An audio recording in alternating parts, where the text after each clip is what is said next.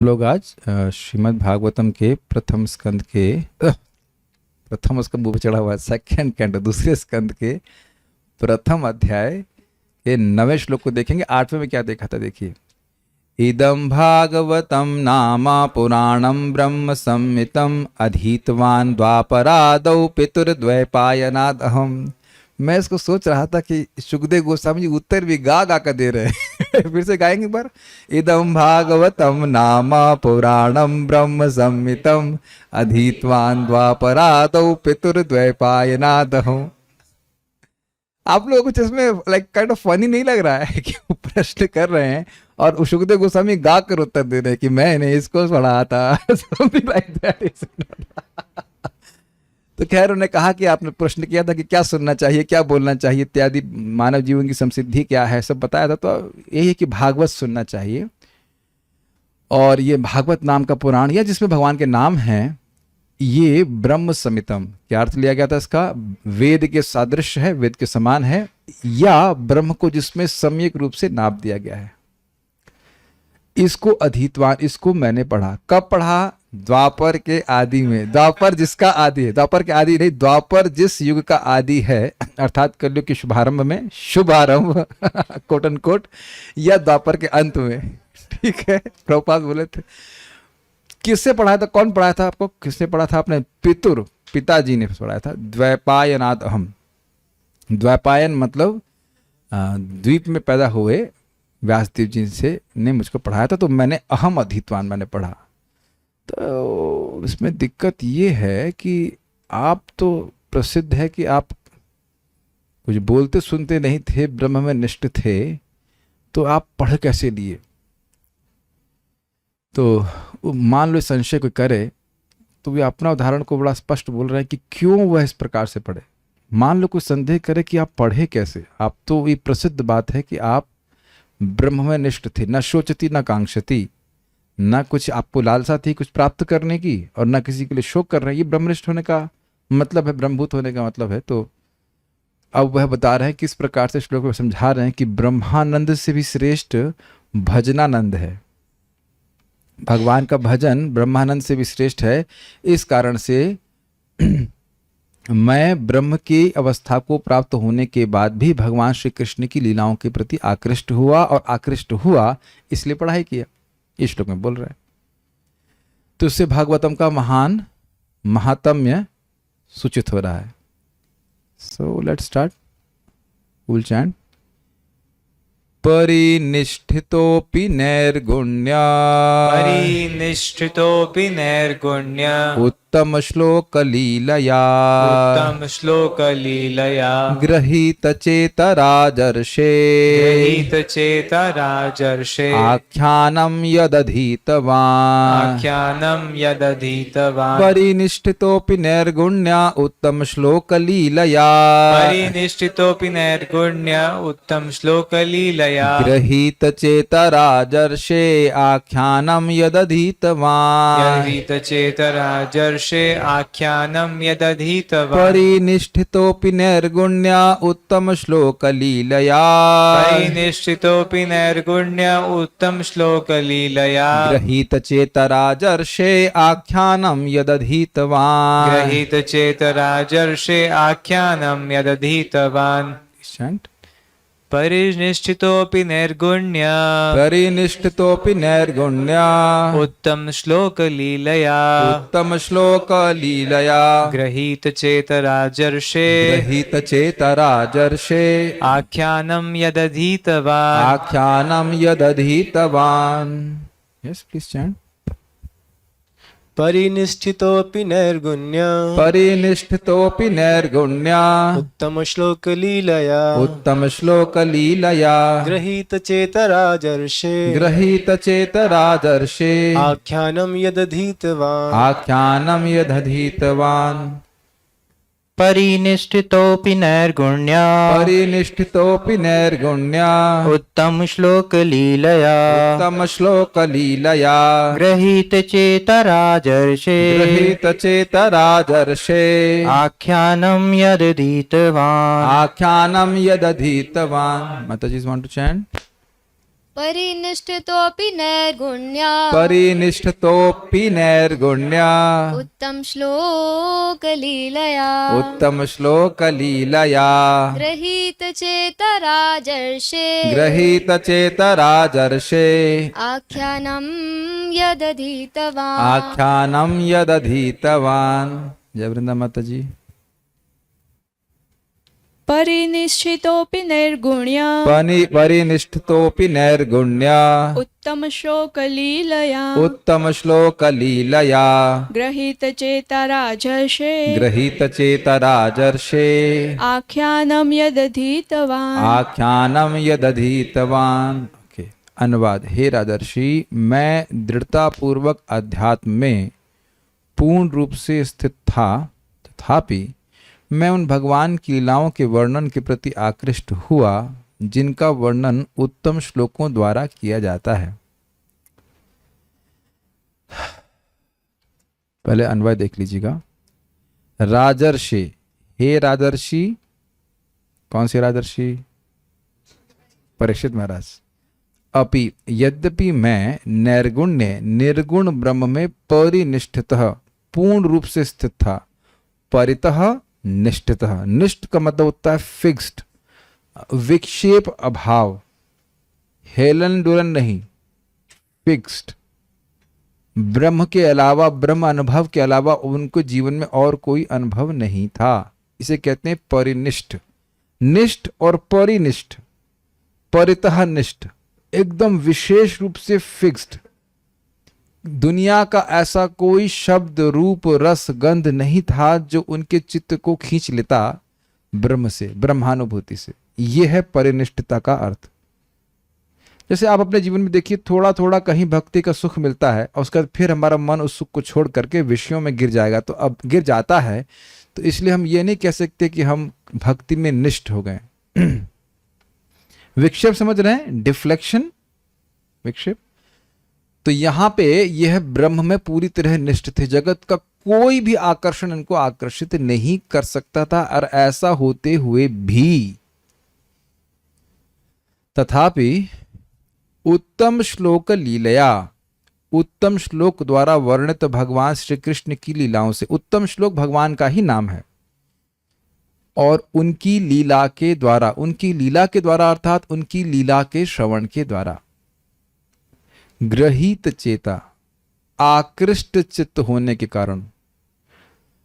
ग्रहीत, ग्रह का मतलब होता है, ग्राह समझते हैं? ग्राह किसको कहते हैं? मगरमच्छ। बस ने ऐसा नहीं मगरमच्छ ने पकड़ लिया तो ठीक है, अरे ठीक है, ऐसे आप पांव छिटक करके चले जाएं, ऐसा होता है क्या है? हाँ, छोड़ता नहीं, उस अर्थ में ग्राह पक्का हम कहते हैं। तो ग्रहीत चेता मतलब भगवान की लीलाओं का ऐसा आकर्षण था कि यद्यपि मेरे मन को कुछ नहीं पकड़ पा रहा था, लेकिन उन्होंने ऐसा पकड़ा कि मेरा मन अब उसको छोड़ नहीं पा रहा है। समझ में आया? ये यद्यपि और तथापि को आप बहुत अच्छे से समझना होगा। परिनिष्ठितो अपि नैर्गुण्य, निर्गुण में प्रकृति के गुणों के पार जो स्थिति है ब्रह्म में, मैं पूरी तरह से निष्ठ था, फिक्स था। इस जगत की कोई वस्तु मुझे पकड़ नहीं सकती थी। यहां पे आप अपनी स्थिति, हमारी स्थिति को देखिए। अपनी तो नहीं, आपको तो नहीं बोल सकता, मैं अपनी बात बता रहा हूं कि रूप रस गंध तुरंत पकड़ लेता है हम लोगों को। समझ रहे हैं? किसी रूप को देखते हैं, बड़ा अच्छा है, पकड़ लिया कि नहीं मन को। कोई गंध, हाँ बहुत अच्छी है। स्वाद के पीछे तो मरे ही जा रहे हैं, है कि नहीं? मर जाएंगे लेकिन हो सकता हो कि मिठाई नहीं छोड़ेंगे, इत्यादि इत्यादि। एक एक इंद्रिय के विषयों को आप देखेंगे कि व्यक्ति मृत्यु को आलिंगन करने के लिए तैयार है, लेकिन उस भोग को छोड़ने के लिए तैयार नहीं है। कोई बातें सब समझ रहे हैं इस बात को? तो हम लोग तो पूरी तरह से लिप्त हैं, और ये ऐसे व्यक्ति की हम धारणा भी नहीं कर सकते जिसके चित्त में कभी ये विषय आते ही नहीं। Is it not? न शोचती कदापि न शोचती कदापि न कांक्षति। समझते हैं संस्कृत? नहीं, कभी किसी व्यक्ति वस्तु का चिंतन ही नहीं आ रहा। इसके बारे में आप लोग प्रथम स्कंद में सुन चुके हैं। न विविक्त दृष्टि। व्यासदेव जी, सुखदेव, अभी रुक जाओ, अभी यहाँ होल्ड करते हैं, अभी हम यहीं होल्ड करेंगे, सुबह लीला में बताएंगे, वर्णन करेंगे तो बताएंगे। तो ग्रहीत चेता, उनके चित्त को खींच लिया भगवान की लीलाओं के द्वारा। यत जो आख्यानम, आख्यान का मतलब होता है वर्णन, हाँ डिस्क्रिप्शन, यह श्रीमद् भागवत रूपी भगवान की लीलाओं का वर्णन है, उसको अधीतवान, मैंने अध्ययन किया।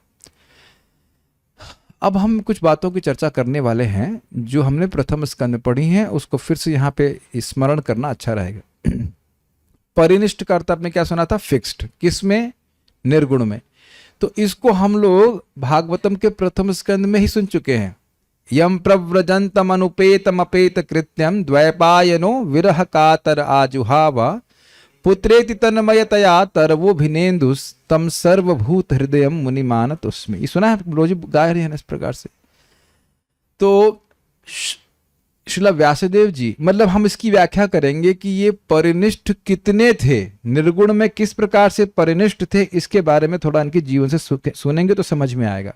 अपी का क्या अर्थ है, कितने निष्ठ थे। तो देखिए, व्यासदेव जी श्रीमद् भागवतम की रचना कर चुके थे और वह सोच रहे थे कि मैं किसको अपने शिष्य के रूप में चुनूं भागवत के लिए। ठीक है, वैशंपायन जी के बारे में सोच रहे थे, जैमिनी के बारे में सोच रहे थे, और सबकी अलग अलग रुचि थी। किसी की कर्म में रुचि थी और किसी की अन्य चीज़ों में रुचि थी। ये सब आप प्रथम स्कंद में वर्णन सुन चुके हैं। इसको ये दिया, अरुण ऋषि को ये दिया, ऐसे करके अलग अलग को दिया। वेद की अलग अलग शाखाएं थी, सबको अलग अलग दिया। अथिर्व अंगिरा ऋषि को दिया, ऐसे करके सबको अलग अलग लोगों को दिया उन्होंने। लेकिन वो सोच रहे थे कि हमें ऐसा पुत्र या ऐसा व्यक्ति चाहिए, ऐसा शिष्य चाहिए जो भागवत का अधिकारी हो। तो वह तप किए और भगवान श्री कृष्ण की आराधना किए, और इसके द्वारा उनको अपनी पत्नी के में शुकदेव गोस्वामी के रूप में प्राप्त हुए, शुकदेव गोस्वामी प्राप्त हुए थे। लेकिन वह अब माँ के गर्भ से बाहर ही नहीं आए। 12 साल बीत गए। तो उन्हें 12 साल में माँ के गर्भ में जो बच्चा अंदर, उससे व्यासदेव जी बात कर रहे हैं और कह रहे हैं कि बेटा बाहर आ जाओ, माँ को तुम्हारे बहुत कष्ट हो रहा है। ये कितना बड़ा कष्ट है, 12 साल के बच्चे को गर्भ में ढोकर चलना। 5 साल 6 साल का बच्चा होगा तो भी बहुत कठिन हो जाएगा, और 12 साल तो बहुत हो गया। हम लोग सुन लेते हैं, लेकिन कितना कठिन हो गया। नहीं, पूरा सुन लीजिए। तो 12 साल हो गया और इस प्रकार से वह नहीं बाहर आ रहे थे। तो व्यासदेव जी से बोले, क्यों नहीं बाहर आ रहे? कहते बाहर बहुत माया है। तो हमने सुना है, उसको पढ़ाने वक्त से सुना है कि व्यासदेव जी कहते हैं, मैं तुम्हें आश्वासन देता हूं, तुम बाहर आओ, तुम माया को प्रभावित नहीं होगे, माया से प्रभावित नहीं होगे। तो अंदर से बोलते, अरे आप स्वयं माया में हैं, आपके आश्वासन को हम क्या मानेंगे। वैसे यद्यपि व्यासदेव माया में नहीं है, लेकिन पुत्र का कुछ स्नेह तो है। ऐसा सुना है, हम पढ़े नहीं इसको। भक्त लोग ऐसे बोलते हैं कि आप स्वयं माया में हैं। तो कहते किसकी बात मानोगे? तो कहते हैं मायापति भगवान कृष्ण को बुलाइए। तो भगवान कृष्ण की आराधना करते हैं, पूजा करते हैं, और भगवान कृष्ण प्रकट होकर के बोलते हैं, आश्वासन देते हैं शुकदेव गोस्वामी को कि आपको माया बाधित नहीं करेगी। तब वो बाहर आते, तो वो बाहर आते हैं तो दिखते हैं 16 साल के। आप समझ में है आपको?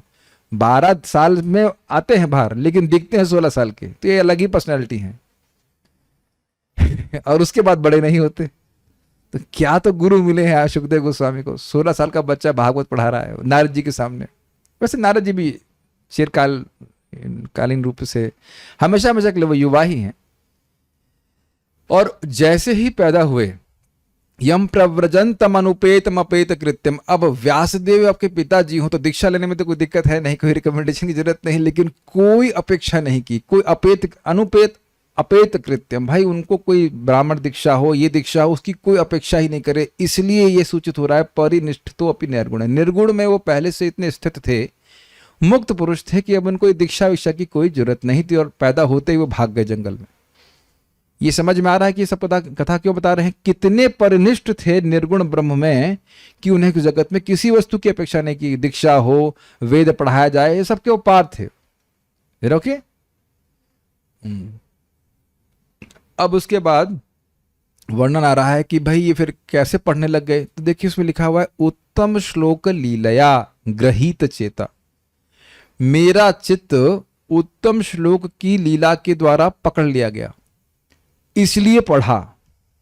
तो आप समझ रहे हैं, इसमें रहस्य बड़ा क्लियर समझ में आ रहा है। उस लीला को वह इंगित कर रहे हैं कि जब वो जंगल में भाग गए थे, तब व्यासदेव सोच रहे थे कि इसको कैसे वापस लाएं। तो अपने शिष्यों को भागवत के 2 श्लोक सिखा दिए। अभी हम उसको दिखाएंगे आपको। और वो 2 श्लोक कहा कि जाओ उस गाते रहना। कहीं सुना है भक्तों से कि अगर उनको व्यासदेव जी बोले कि अगर कहीं तुम्हें कोई भूत दिखाई पड़े तो इस श्लोक को बोलना शुरू कर देना। तो वहां वो जंगल में जा रहे थे तो उनको ऐसा सुना है भक्तों से कि वो सुखदेव गोस्वामी दिखाई पड़े हो तो वैसे भी बिना कपड़े के घूम रहे थे तो डर गए बेचारे वो लोग, जो भी रहा हो, और वह घबराहट में ये 2 श्लोक बोलने लगे। तो वो सुन के बड़े आकृष्ट हुए। ये 2 श्लोक भगवान की 2 लीलाओं का वर्णन करते हैं और उनके द्वारा उनके 2 गुणों का वर्णन करते हैं। एक है पूतना वध के संबंध में उद्धव जी श्रवण कर रहे हैं भगवान श्री कृष्ण की दया का, अतिशय दया का, और दूसरा भगवान श्री कृष्ण के बारे में सुखदेव गोस्वामी ही आगे बोलेंगे उस श्लोक को कि किस प्रकार से वृंदावन के वन में भगवान प्रवेश कर रहे हैं, उनका कितना सुंदर सौंदर्य है, उसका स्मरण करके गोपियां सुध बुध खो जाती थी। तो आप समझ रहे हैं उत्तम श्लोक लीला का अर्थ क्या है? उत्तम श्लोक लीला का अर्थ है कि वो 2 श्लोक सुने, उससे उनका चित्त ग्रहित चेता हो गया। सब लोग समझ रहे हैं? उनका चित्त आकृष्ट हो गया। तो वह बच्चों के पास आकर के बोले कि ये श्लोक कौन सिखाया है? तो बोले कि अरे आप इन 2 श्लोकों के प्रति मरे जा रहे हैं, हमारे गुरु महाराज ने तो 18,000 ऐसे श्लोक लिखे हैं। तो कहने आपके गुरु महाराज कौन है? तो कह श्रील व्यासदेव। तब सुखदेव गोस्वामी सोचे कि अरे मैं तो उनको छोड़ के आ गया, वो मुझे भागवत पढ़ाना चाहते थे। तो फिर वो लौट के आए और श्रीमद् भागवतम का अध्ययन किए। इससे बहुत बड़ी शिक्षा प्राप्त हो रही कि देखिए कुछ लोग कहते हैं या सोचते हैं कि हमारा मन भगवान के नाम में लग रहा है तो हमें भागवत पढ़ने की क्या जरूरत है। तो क्या आप सुखदेव गोस्वामी से भी ऊपर हो गए हैं? सोचने वाली बात। महाराज बात को समझा रहे थे। श्रीमद् भागवतम और हरि नाम जप, इससे श्रेष्ठ कोई साधना नहीं है, इससे श्रेष्ठ कोई साधना नहीं है। और इसका प्रमाण क्या है? ये देखिए, परिनिष्ठितो अपि नैर्गुण्य, ये पराकाष्ठा को प्राप्त थे। इस प्रकार से परिनिष्ठता, बहुत सर्वश्रेष्ठ ब्रह्म रियलाइज कर सकते हैं, ब्रह्मानंद में डूबे हुए थे, ऐसे व्यक्ति होते हुए भी। अब देखिए परिनिष्ठितो अपि की और व्याख्या समझने का प्रयास कीजिए। देखिए यहाँ पे इस जगत में बड़ी रुचिकर बात आपको बताऊंगा। जैसे नीचे के लोगों से ऊपर आप जा रहे हैं तो सुख बढ़ता जाता है, ये पता है आपको बात?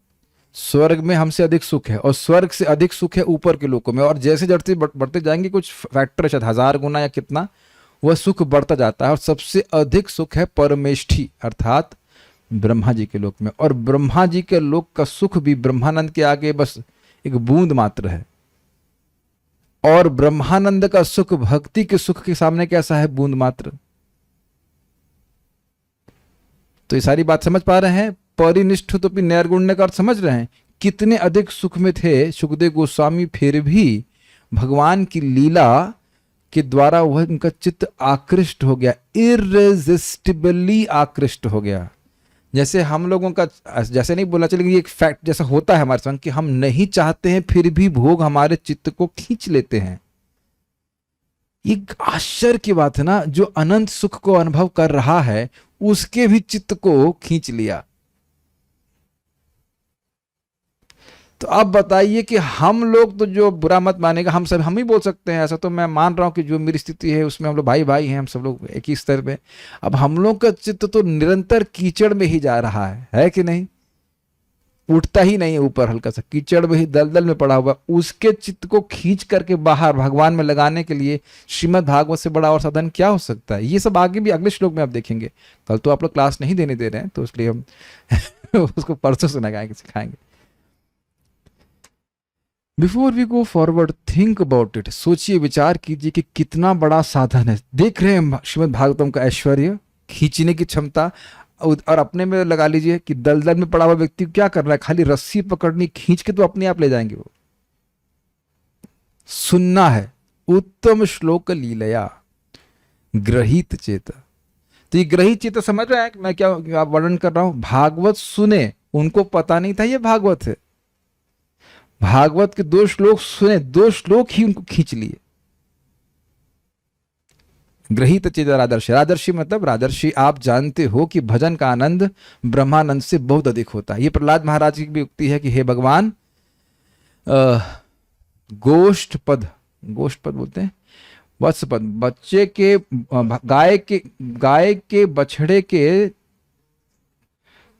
खुर के मतलब जो चिन्ह बन जाए मट्टी पे, उसमें जितना पानी है वो हो गया ब्रह्मानंद। और आपकी भक्ति का सुख कितना है, सागर के समान। और हाँ, तो इस प्रकार से आप समझ सकते हैं कि कितना आनंद श्रीमद् भागवत में है। हम लोग तो अभी बद्धावस्था में इसलिए उसको अनुभव नहीं कर पा रहे हैं, लेकिन जो लोग शुद्ध हैं वह समझते हैं। इसीलिए जो आत्मा में रमण करते हैं, आत्मा में ही रमण करते हैं, वह भी भागवत को उपेक्षा नहीं कर पाते, भागवत उनको खींच लेता है, भागवत उनको आकृष्ट करता है। तो कह रहे आख्यानम यदधीतवान, इसलिए आकर के मैंने इस आख्यान, इस भागवत को पढ़ा, प्राप्त किया। पढ़ा नहीं कि भाई 2 बार पढ़ लिया छोड़ दिया। आप देख रहे हैं कि एक एक श्लोक में कितनी मेहनत की है, तो वो बहुत विचार पूर्वक इसको धारण किए। यद्यपि आदित्यवान का अर्थ ये नहीं कि वो लिख लिख के पढ़े होंगे, लिख लिख के नहीं पढ़े, वो सुधर है, एक बार सुना और समझ गए, लेकिन आस्वादन किए उसको। ठीक है, ये भी आपको समझना चाहिए कि जो घूम रहे थे मूढ़वत, गूढ़वत, पागल जैसे चुपचाप हस्तिनापुर कुरुजांगल प्रदेश में, तो वह श्रीमद् भागवतम का ही स्मरण कर रहे होंगे, श्लोकों का स्मरण कर रहे होंगे क्या कर रहे थे, ऐसे कहना चाहिए।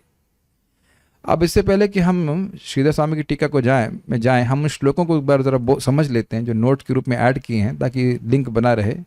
मेरे पीछे गाएंगे, एक कोई भक्त गाइए मेरे पीछे। ये श्लोक उद्धव जी ने बोला है। सभी भक्त लोग इन 2 श्लोकों को कोट करते हैं, लेकिन ये मत पूछिएगा कि क्या प्रमाण है कि शुकदेव गोस्वामी इन 2 श्लोकों से आकृष्ट हुए।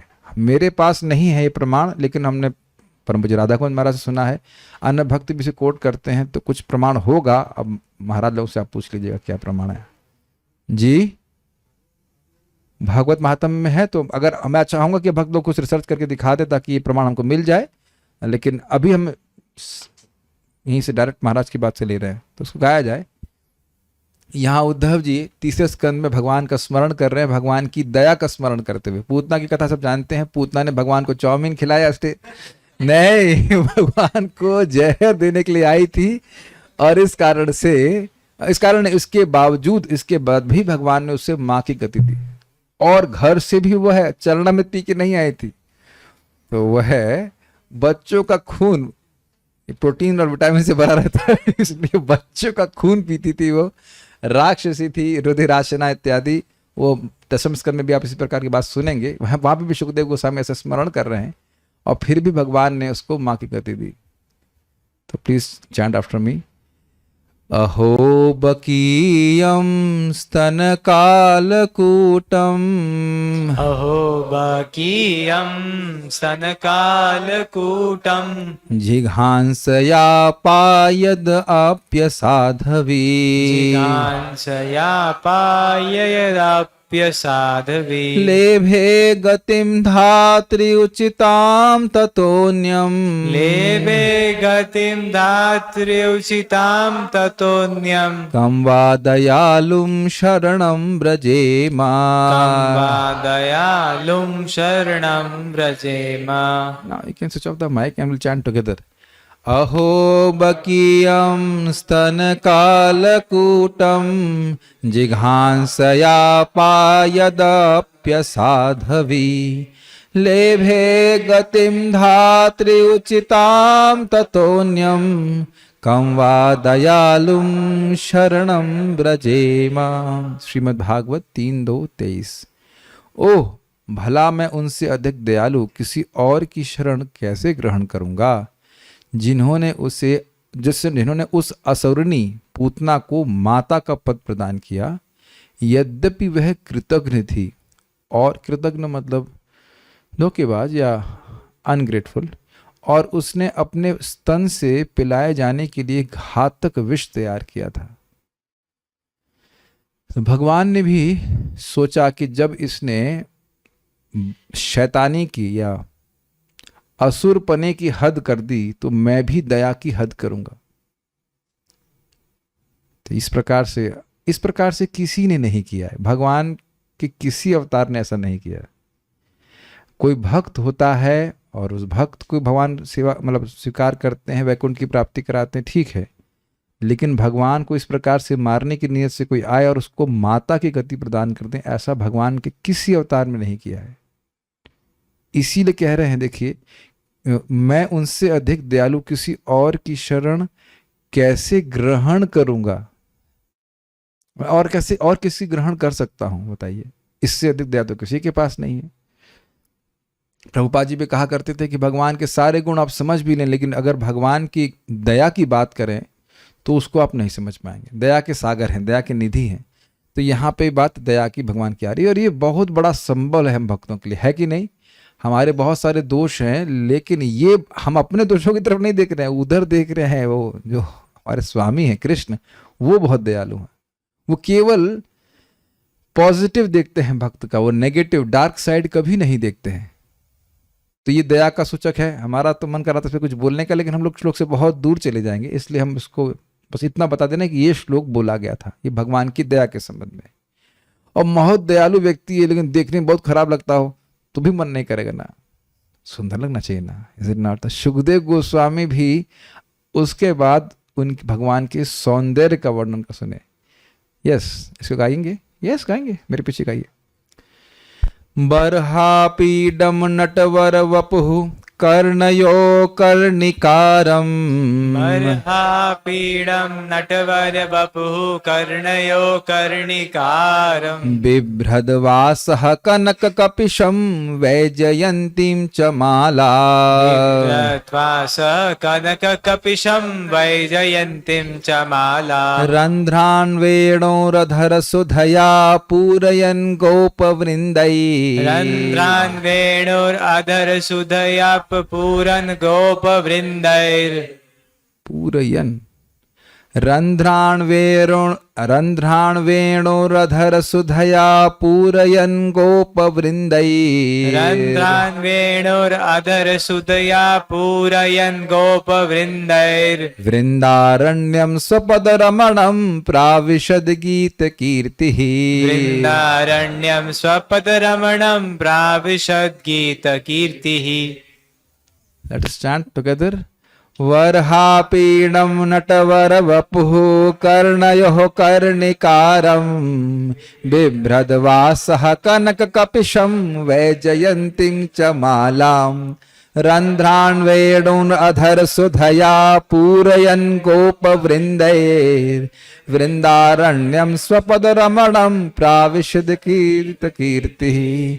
बर्हापीडं नटवरवपुः कर्णयोः कर्णिकारं, बिभ्रद्वासः कनककपिशं वैजयन्तीं च मालां, रन्ध्रान् वेणोरधरसुधया पूरयन् गोपवृन्दैर्, वृन्दारण्यं स्वपदरमणं प्राविशद् गीतकीर्ति। अच्छा, आप ये बताइए कि यह श्लोक सुन करके क्या मन में लोभ नहीं हो रहा कि इस पे भी एक क्लास होना चाहिए? Is it not? कल नहीं, विल सी समथिंग, बट बस इज ब्यूटीफुल। केवल गाने में कितना अच्छा, मुझे लगता है एक बार गा करके तो और खुश होंगे। एक बार फिर से गाया जाए। वर्हापीडं नटवरवपुः कर्णयोः कर्णिकारं, बिभ्रद्वासः कनककपिशं वैजयन्तीं च मालां, रन्ध्रान् वेणोरधरसुधया पूरयन् गोपवृन्दैर्, वृन्दारण्यं स्वपदरमणं प्राविशद् गीतकीर्तिः। श्रीमद् भागवत 10:21-5। इसको याद करना चाहिए। अपने सिर पर मोर पंख का आभूषण, अपने कानों में नीले कर्णिकार फूल, कनेर का फूल कान में। आपको पता है कि भगवान दाएं कान में रखते थे तो गोपियों को मालूम चलता कि आज दाईं तरफ जाएंगे, और बाईं तरफ रखते थे तो उनको मालूम चलता था कि बाईं तरफ जाएंगे। स्वर्ण जैसा चमचमाता पीला वस्त्र और वैजयंती माला धारण किए भगवान कृष्ण ने सर्वश्रेष्ठ नर्तक का दिव्य रूप प्रदर्शित करते हुए वृंदावन के वन में प्रवेश करके अपने पदचिन्हों से इसे रमणीक बना दिया। उन्होंने अपने होठों के अमृत से अपनी वंशी के छेदों को भर दिया और ग्वाल बालों ने उनके यश का गान किया। तो यह है भगवान के सुंदर रूप का वर्णन है जब भगवान वृंदावन के वन में प्रवेश कर रहे हैं। इसे ध्यान मंत्र कहते हैं, समझते हैं? यही नहीं, और भी इस प्रकार के ध्यान मंत्र हैं। भक्त इन श्लोकों को बोल करके भगवान की सुंदर लीलाओं का स्मरण करते हैं। ठीक है। अब इस पे आचार्यों ने कितना बोला होगा ये तो आप कल्पना ही कर सकते हैं। वो तो हम जब तब पहुंचेंगे वहाँ पे, ज़्यादा समय नहीं है, कुछ साल की बात है, और हम वहाँ पे सीखेंगे। तो ठीक है, हम श्रीधर स्वामी की समझ गए श्लोक हमने क्यों सिखाया आप लोगों को। भगवान की ये 2 श्लोकों को सुन करके ग्रहित चेता, उनका चित्त आकृष्ट हो गया और फिर उन्हें भागवत को पढ़ा। श्रीधर स्वामी, यदि कहें कि आप तो परम सिद्ध हैं, फिर भी इस पुराण के अध्ययन में आपकी प्रवृत्ति कैसे हुई, इसका उत्तर परिनिष्ठितो इत्यादि श्लोक से दिया गया है। पिछले श्लोक में बोला था ना कि मैं पढ़ा, पितुर्द्वैपायनाद अहम, तो भाई आप पढ़ कैसे लिए। अब ये बात कुछ लोगों को समझ में नहीं आ रही है। पढ़ने में क्या दिक्कत है, स्कूल में एडमिशन कराओ, पढ़ लो। लेकिन आप जानते हैं कि सुखदेव गोस्वामी पे ये प्रश्न पहले भी किया गया, आरोप पहले भी लगाया गया है कि भाई ये पढ़े कैसे। आप कह रहे हो कि परीक्षित महाराज को बोले कस्मिन युग प्रवृत्तियम कालम कस्य हेतु ना इत्यादि श्लोक शौनक ऋषि ने पूछे थे कि भाई किस प्रकार से ये तो निवृत्ति निरतम, निवृत्ति में यही ब्रह्म में पूरी तरह से निष्ठ थे, किसी से बात नहीं करते थे, और सगोदोहनम मात्रम ही, निश्चित ही वह गृह में दिए घर, गृहस्थ के घर में तब तक रुकते जब तक कि गाय का दोहन होता था, एक गाय का, सारी गायों का नहीं, और उससे अधिक वह रुकते नहीं थे। तो जब इतनी देर भी किसी का रुक नहीं रहे हैं तो परीक्षित महाराज को इतनी देर कैसे बता दिया, 18,000 श्लोक बोलने के लिए कैसे रुक गए। और उसको छोड़ दीजिए, बोलने के लिए रुक गए तो आगे की बात है, पढ़े कैसे, वो तो कुछ बोलते ही नहीं थे, कुछ सुनते भी नहीं थे। ओके, तो यही बात यहाँ पे भी आ रही है कि एक संदेह हो सकता है कि आप तो ब्रह्म में स्थित थे, तो आप इस प्रकार से श्रीमद् भागवतम को कैसे पढ़े। तो उसका उत्तर यह श्लोक देता है, अर्थात मैं यद्यपि निर्गुण ब्रह्म में ही परिनिष्ठित था, अर्थात और कहीं निष्ठ नहीं था, परिनिष्ठित था, ब्रह्म में ही मेरा चित्त जा रहा था, ब्रह्म के अलावा कहीं नहीं जा रहा था। आप देखिए कि हम लोग का चित्त दिन में कहाँ कहाँ जाता है। अब उसका क्या अर्थ है कि परिनिष्ठित, ब्रह्म में ही जाना और कहीं नहीं जाना। और आप ये देख रहे हैं कि हम ब्रह्म को पकड़ ही नहीं पा रहे हैं। ये आप लोग दशम स्कंद 14वें अध्याय में सीखेंगे। खैर अजीब सी बात है, थोड़ा कठिन बात है कि एक ब्रह्माकार चित्त होता है। ब्रह्माकार चित्त मतलब जिसमें ब्रह्म का अनुभव होता है लेकिन जगत का अनुभव नहीं होता है। इस समय हमारा चित्त में विषयों का अनुभव होता है कि नहीं। कहते भी है ना प्रभु जी, हम भौतिक बात सुनते हैं तो याद हो जाती है, और भगवान का रूप स्मरण नहीं रहता, उस तरह से नहीं रहता जगत के रूप जैसे हमें स्मरण हो जाते हैं। ये तो सब लोग अनुभव कर रहे हैं। तो ब्रह्म का कैसा अनुभव होता है व्यक्ति समझ नहीं पा रहा है। somebody can go and ask them to just start a generator or something। Network किसी को बोला तो ब्रह्म का अनुभव करने वाला चित्त भोग का अनुभव नहीं कर सकता, और भोगों का अनुभव करने वाला चित्त ब्रह्म का अनुभव नहीं कर सकता, और ब्रह्म का अनुभव करने वाला चित्त जब भगवान की कथा भी भक्ति की अनुभव नहीं करेगा जब तक भक्तों का संग प्राप्त नहीं होगा। वो ब्रह्म का ही अनुभव कर सकता है, लेकिन जब तक भक्तों का संग प्राप्त ना हो, भगवान श्री कृष्ण की कथा नहीं सुनेगा, उसको भक्ति का भी अनुभव प्राप्त नहीं होगा। तो ये आप समझ रहे हैं कि जब भगवान की लीला को सुने तो उस लीला ने इनके चित्त को आकृष्ट कर लिया। एक और विचारणी बात है, श्रीमद् भागवत के श्लोकों को व्यासदेव जी से वो पहली बार नहीं सुने थे।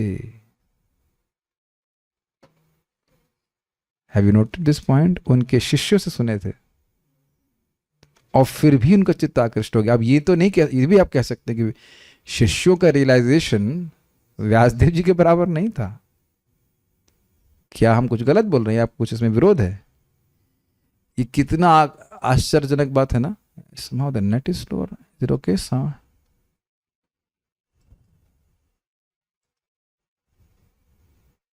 सबको आवाज आ रही है क्या? I don't know. आ रही मतलब कैसे? ठीक है, यहाँ दिखा रहा है कि net bandwidth is less. Anyways, तो यद्यपि उन्होंने कथा को सीधे व्यासदेव जी उनके पीछे आके भागवत नहीं बोले तो उनके शिष्यों से सुना था, फिर भी ग्रहित चेता, और वो हैं कैसे? ब्रह्म में स्थित। So it's very interesting. 350 Mbps कह रहा है network bandwidth is low, now this is too much, we can not accept this. Finally anyhow भक्तों को आवाज आ रही होगी, हम आगे बढ़ते हैं। तो फिर भी भगवान श्री कृष्ण की लीलाओं ने मेरे चित्त को आकृष्ट कर लिया। उसी के कारण श्री भगवान की लीला की प्रधानता होने के कारण मैंने इसका अध्ययन किया। तो ये भागवत ग्रंथ भगवान का लीलामय ग्रंथ है। पिछले श्लोक में आपने सुना था, तो भगवान को प्रति आकृष्ट हुए, इस प्रकार से पढ़ा। सारा दर्शनी देखिए। आप अति प्रसिद्ध एवं जन्म से ही ब्रह्मानुभवी हैं। जन्म से ब्रह्मानुभवी का मतलब माँ के गर्भ से ही उनको ब्रह्म का आनंद का अनुभव था, इसलिए उनको कोई इंटरेस्ट नहीं था पैदा होने के बाद कुछ वेद आदि पढ़ने में। ठीक है। और उनके संबंध में ये बात अति प्रसिद्ध है कि वह ब्रह्मानुभव में स्थित है। हाँ, ये बात बताना हम भूल गए। व्यासदेव जी इनके पीछे पीछे भाग रहे हैं, सुखदेव जी भाग रहे हैं। सुखदेव जी युवा अवस्था में और कपड़े नहीं पहने हैं, तो इधर रास्ते में ही, भागवत में वर्णन है, रास्ते में ही कुछ स्त्रियां स्नान कर रही थी, तो उन्होंने सुखदेव गोस्वामी को देखकर कुछ नहीं कहा, वो स्नान करते रही। जब व्यासदेव जी आए, और सुखदेव गोस्वामी हर जगह देख रहे थे, लेकिन उन्होंने अपने शरीर को नहीं ढका। लेकिन व्यासदेव जी जब आए, जो उनकी तरफ नहीं देख रहे थे, तो उनके आते ही स्त्रियों ने वस्त्र धारण कर लिए। तो व्यासदेव जी पूछे उनको कि मेरा लड़का इस प्रकार से था और तब तुमने वस्त्र धारण नहीं किए, और तुम लोग मेरी नाती पोती के बराबर हो, और तुमने ऐसा क्यों किया? तो उन्होंने कहा कि देखिए, न विविक्त दृष्टि, आपके बेटे की विविक्त दृष्टि नहीं, स्त्री पुंबिदा, ये स्त्री है, यह पुरुष है, यह भी दृष्टि नहीं थी। अब वो कैसे जगत को देखती होंगे, ये तो सुखदेव गोस्वामी जाने। This is too much. और इस बात को स्त्रियां समझ गई थी। यद्यपि व्यासदेव जी भी महान भक्त हैं, भगवान के अवतार हैं, लेकिन गृहस्थी में है, तो ये भेद देखना उनके लिए आवश्यक है। तो वहां आप लोग सब पढ़ चुके हैं इस बात को प्रथम स्कंध में, एटलीस्ट यस बोल दीजिए। हाँ, पढ़े हैं, ठीक है। तो यह भी उनकी परिनिष्ठता का लक्षण है कि ब्रह्म में कितने स्थित थे। वो ब्रह्म ही देखते थे जगत में, और कुछ देखते ही नहीं थे। ठीक है।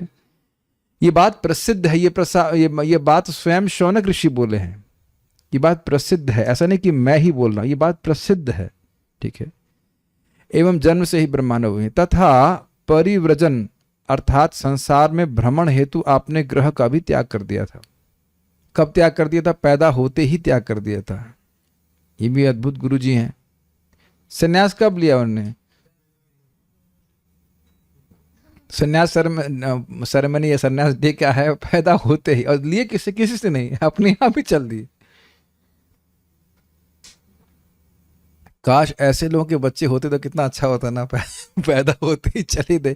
उतना भी ना होता, कम से कम पैदा होते 12 साल के पैदा होते डायरेक्ट, या 12 पैदा होने के बाद तुरंत 12 साल के हो जाते, अपने आप दाल चावल खा लेते, तो कोई दिक्कत नहीं होती वजन करने में। लेकिन आंसुओं से बड़ा करना पड़ता है, क्या करें कि नहीं। और आपने अपने पिता से भी कुछ नहीं ग्रहण किया, जो आपको रोकने हेतु आपके पीछे पीछे अनुगमन कर रहे थे।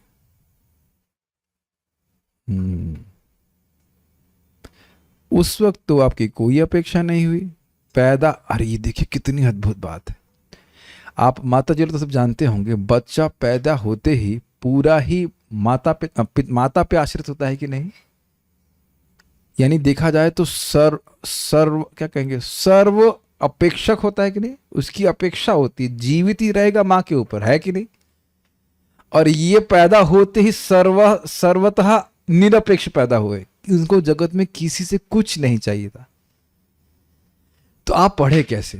अरे पैदा होते ही आप पैदा ही सर्वनिरपेक्षक के रूप में हुए थे। सर्वनिरपेक्ष, उन्हें किसी से कोई अपेक्षा नहीं कि ये चाहिए वो चाहिए। He did not expect anything from anyone right from birth. तो ये भागवत पढ़ने की अपेक्षा कैसे हो गई? हाँ, एक ही बात है। निर्गुण ब्रह्म कहें या निर्विशेष ब्रह्म, एक ही बात है। देखिए, अब निर्विशेष ब्रह्म की आनंद की अनुभूति क्या है, वह तो हम नहीं समझा सकते। ऐसा नहीं कि मैं अनुभव कर रहा हूं, लेकिन हाँ, प्रकृति के गुणों के पार की स्थिति है। उसका वर्णन भगवान गीता में क्या कहते हैं? न शोचति न कांक्षति ब्रह्मभूता प्रसन्नात्मा, ये वर्णन किया गया।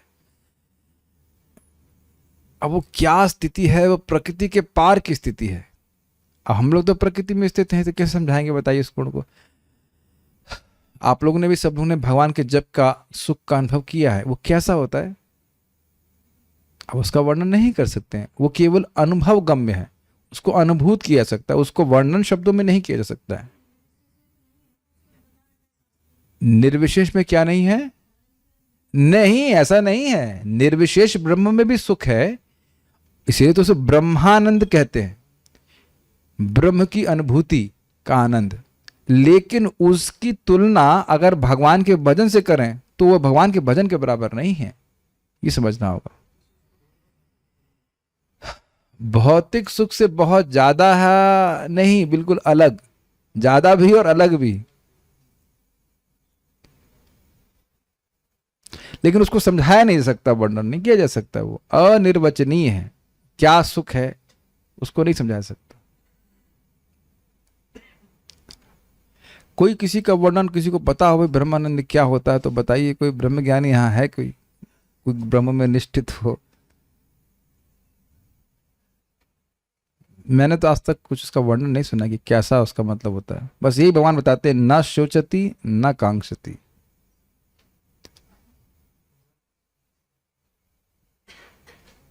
कोई ब्रह्मज्ञानी उत्तर दिया?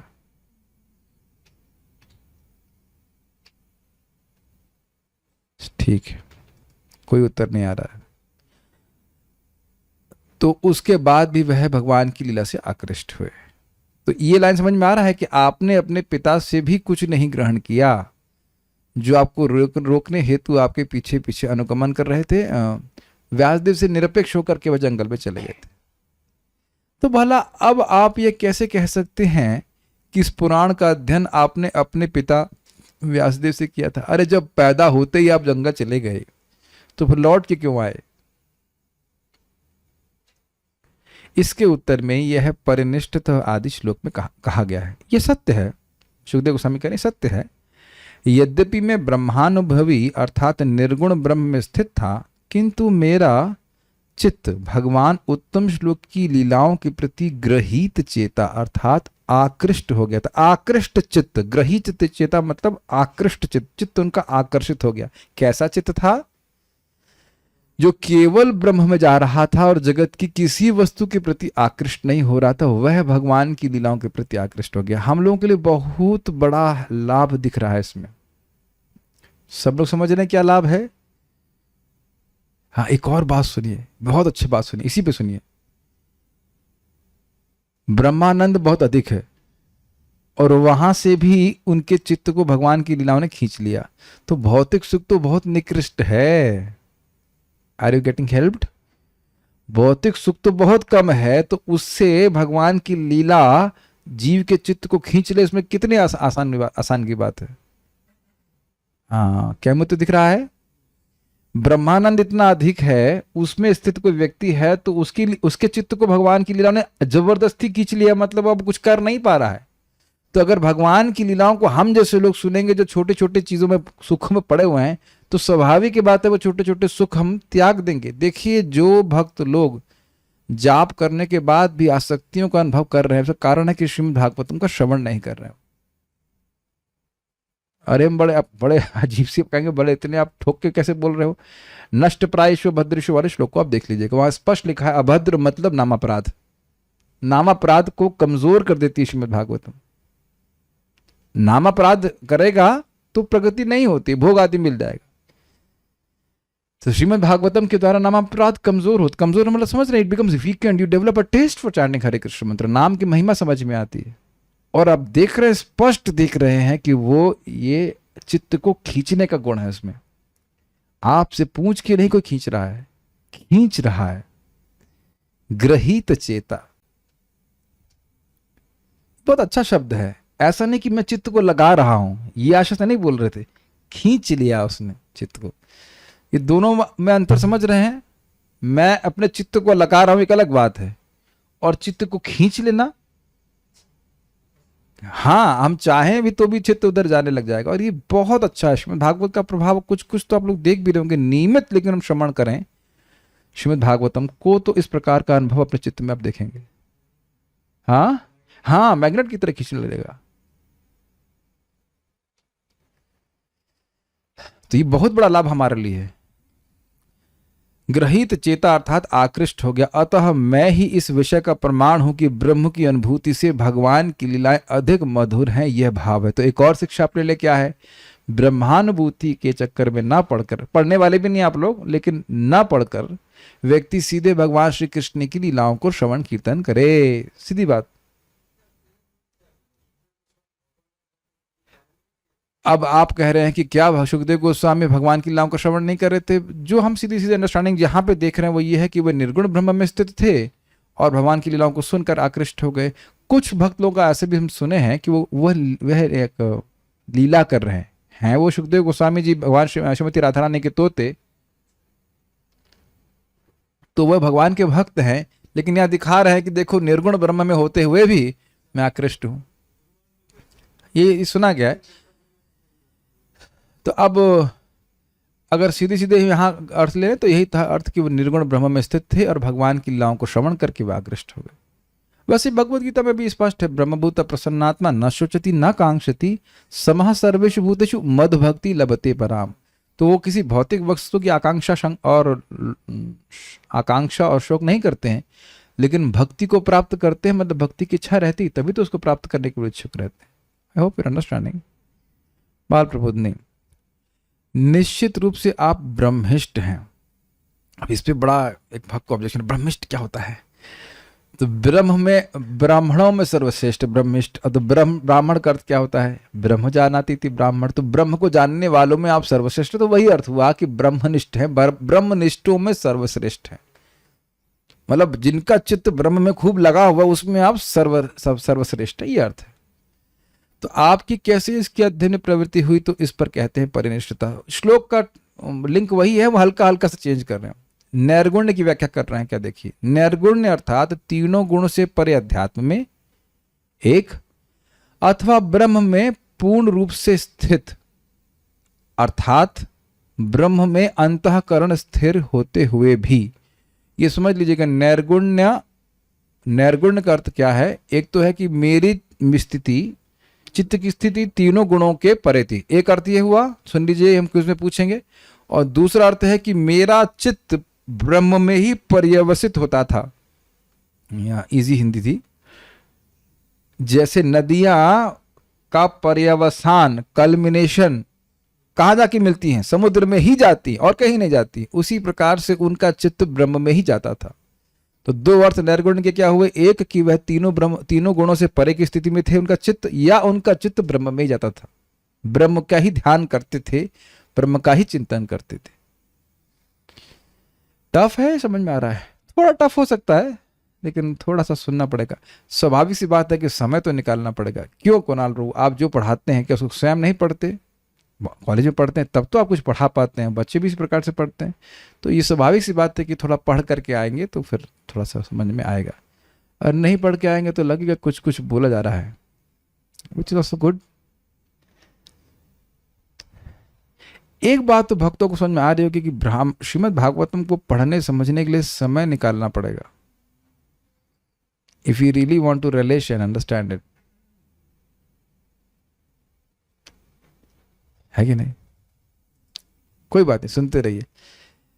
तो ऐसा होते हुए भी मैं उत्तम श्लोक के अर्थ बताए जा रहे हैं, अर्थात उत्तम श्लोकों के द्वारा जिनका यश गाया जाता है, एक अर्थ। दूसरा, उद्गत तमहा या अविद्या का निवर्तक जिनका यश है। श्लोक का अर्थ यश भी होता है, पुण्य श्लोक, पुण्य कीर्ति, तो श्लोक का अर्थ यश भी होता है। याद हो रहा सबको? एक, जिनका यश उत्तम श्लोकों में गाया जाता है, और दूसरा, उनका यश तम को नाश करने वाला है। एक और अर्थ है, यहां पर लिखा नहीं है, आप सुन जाएं, उत्तम लोगों के द्वारा उत्तम श्लोकों में जिनका यश गाया जाता है वो उत्तम श्लोक, जैसे शिव जी और ब्रह्मा जी। लेकिन वो अर्थ अभी हम यहाँ पे नहीं ले रहे, वो भी ठीक ही अर्थ है। जैसे अभी आपने सुखदेव गोस्वामी के द्वारा उच्चरित श्लोक सुना कि नहीं, उद्धव जी के द्वारा सुना कि नहीं, शिव जी ब्रह्मा जी सब उनका यश गाते हैं, यम ब्रह्मा वरुण इंद्र इत्यादि। तो ये उत्तम श्लोक का अर्थ है। ये भी क्विज का क्वेश्चन है, ठीक है, ध्यान दीजिएगा। ये तो सब लोग नोट कर लिए होंगे अपने आंसर्स में। ऐसे भगवान की लीला के द्वारा आकृष्ट चित्त होकर जो यह आख्यान श्रीमद् भागवत नामक ग्रंथ है उसका अध्ययन किया हूं, और वही मैं तुम्हें कहूंगा। इस प्रकार से अनुभव है, तुम्हें अन्वय है, तो तुम्हें कहूंगा यहां नहीं बोल रहे, वो अगले श्लोक में है। तदहम अभिधास्यामि, यही आपको सुनाऊंगा। महाराज बोल रहे थे तो हम अर्थ सुनाएंगे कि यह सुन करके परीक्षित महाराज रोमांचित हो गए। मैं कभी ऐसा सोचा नहीं इस पे। महाराज जी के जो प्रवचन भेजे जा रहे हैं उस कई बार सुनेंगे तब आपको श्लोक धारण हो जाएगा। आहा, भागवत सुनाएंगे, वाह, ऐसा नहीं बोलोगे वाह, लेकिन ही वॉज रोमांचित हो गए, क्योंकि भागवत सुनाइए ये परीक्षित महाराज नहीं बोले हैं। क्यों भागवत सुनाएंगे उसके लिए आप लोग प्रतीक्षा कीजिएगा, वो हम परसों सुनाएंगे। वेरी नाइस श्लोक। लेकिन ये बात अगले श्लोक से अन्वय लेना होगा कि मैं तुमको जो मैं पढ़ा हूं ये तुमको सुनाऊंगा। स्वाभाविक सी बात है, आप इसको भी आपस में आस्वादन कीजिए कि जैसे मेरा चित्त ग्रहीत चेता भगवान उत्तम श्लोक की लीला से पकड़ा गया है, तुम भी यही चाहते हो ना।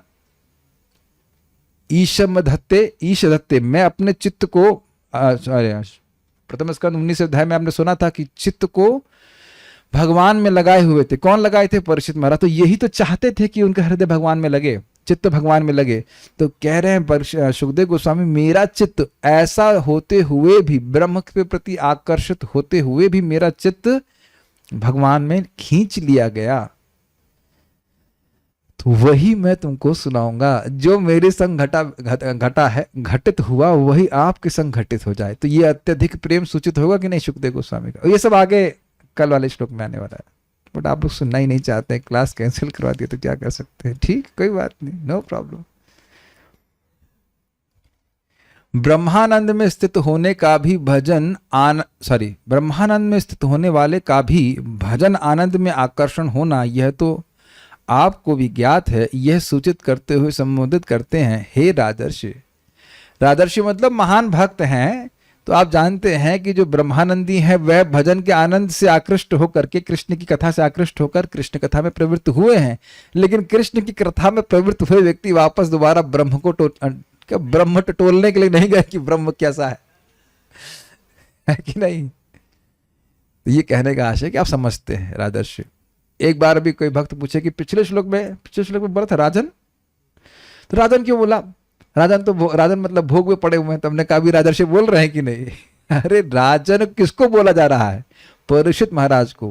वो कोई भोगी राजा नहीं है। पहले समझ लेना चाहिए कि वो राजर्षि ही है। कभी राजर्षि बोले चाहे राजन बोले, वो भगवान के भक्त ही हैं, शुद्ध भक्त हैं। ठीक है, तात्पर्य सर्वप्रथम परम सत्य की अनुभूति दार्शनिक चिंतन द्वारा निर्विशेष ब्रह्म के रूप में की जाती है। आत्मा अनात्मा का भेद देखता है व्यक्ति अनुभव, तो उसके बाद से करते करते वो शुद्ध हो जाएगा। सत्वगुण की वृत्ति होती है, बढ़ते बढ़ते बढ़ते उसको ब्रह्मानुभव प्राप्त होने लगता है, जिसमें वो अनुभव करता है कि वो शरीर नहीं है। देखिए, एक बात थोड़ा समझ लीजिए। अविद्या समझते हैं जो हमको मनवा देती है कि हम ये शरीर है। ये बहुत बड़ा दुख है। Do you agree?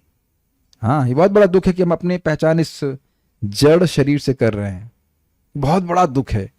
इसके द्वारा हमारा जो आत्मा का सुख है, वह भगवान से भक्ति का सुख है, वह भी सब छुपा हुआ, कटा हुआ है। Make sense? तो इससे वो निवृत्त हो जाते हैं। तो भक्ति का सुख भी प्राप्त नहीं है, लेकिन आत्मा के अनुभव का सुख प्राप्त होने लगता है। लेकिन क्योंकि आत्मा लिमिटेड है, तो वैसा सुख नहीं मिलेगा जो भगवान की सेवा का सुख प्राप्त हो जाता है। वैसा सुख नहीं मिल सकता है। आत्मानुभव का सुख भगवान की भक्ति के सुख के बराबर कभी नहीं हो सकता है। ओके, शायद लोगों के मन में प्रश्न आ रहा होगा, फिर भी अनंत तो कहते हैं ना, अनंत तो है ना। तो इसका रेजोल्यूशन मैं पूरी तरह से अभी नहीं कर पाऊंगा, लेकिन ब्रह्मानंद अनंत है, फिर भी उससे अधिक भक्ति का सुख है। और तुलना की गई है कि ब्रह्मानंद एकदम छोटे पानी के समान, बछड़े की खुर के पानी के समान, और भक्ति का सुख जो है वो सागर के समान, अमृत के सागर के समान। हम श्लोक दिखाएंगे, प्रहलाद महाराज की उक्ति है, चेतन चरितामृत में हम लोग पढ़ चुके हैं। और दिव्य ज्ञान की प्रगति के साथ साथ बाद में परमात्मा के रूप में की जाती है। ठीक है, ब्रह्मेति परमात्मेति भगवान इति शब्दते। तो पहले अनुभव हुआ ब्रह्म का, उसके बाद परमात्मा का। किंतु यदि भगवत कृपा से कोई निर्विशेषवादी श्रीमद् भागवत के श्रेष्ठ कथनों से प्रबुद्ध होता है, तो वह भगवान का दिव्य भक्त बन जाता है। अब इसका क्या अर्थ है? सारे निर्विशेषवादी भक्तों की कृपा को नहीं प्राप्त करते, ठीक है। और एक भक्त के मन में प्रश्न था कि हम लोग रामदास के बारे में सुने, जो कि राम बनना चाहता था, तो वह रघुनाथ भट्ट गोस्वामी का संग प्राप्त करके भी क्यों नहीं सुधरा? तो वहां वर्णन ये नहीं आता कि वह रघुनाथ भट्ट गोस्वामी की शिक्षा को स्वीकार किया था। ऐसा कुछ वर्णन नहीं आता है कि वह उनसे पूछा हो कि भगवान राम कौन है, मेरा क्या संबंध है। वो अपने अहंकार में मस्त था कि मैं तो बहुत जानता हूं।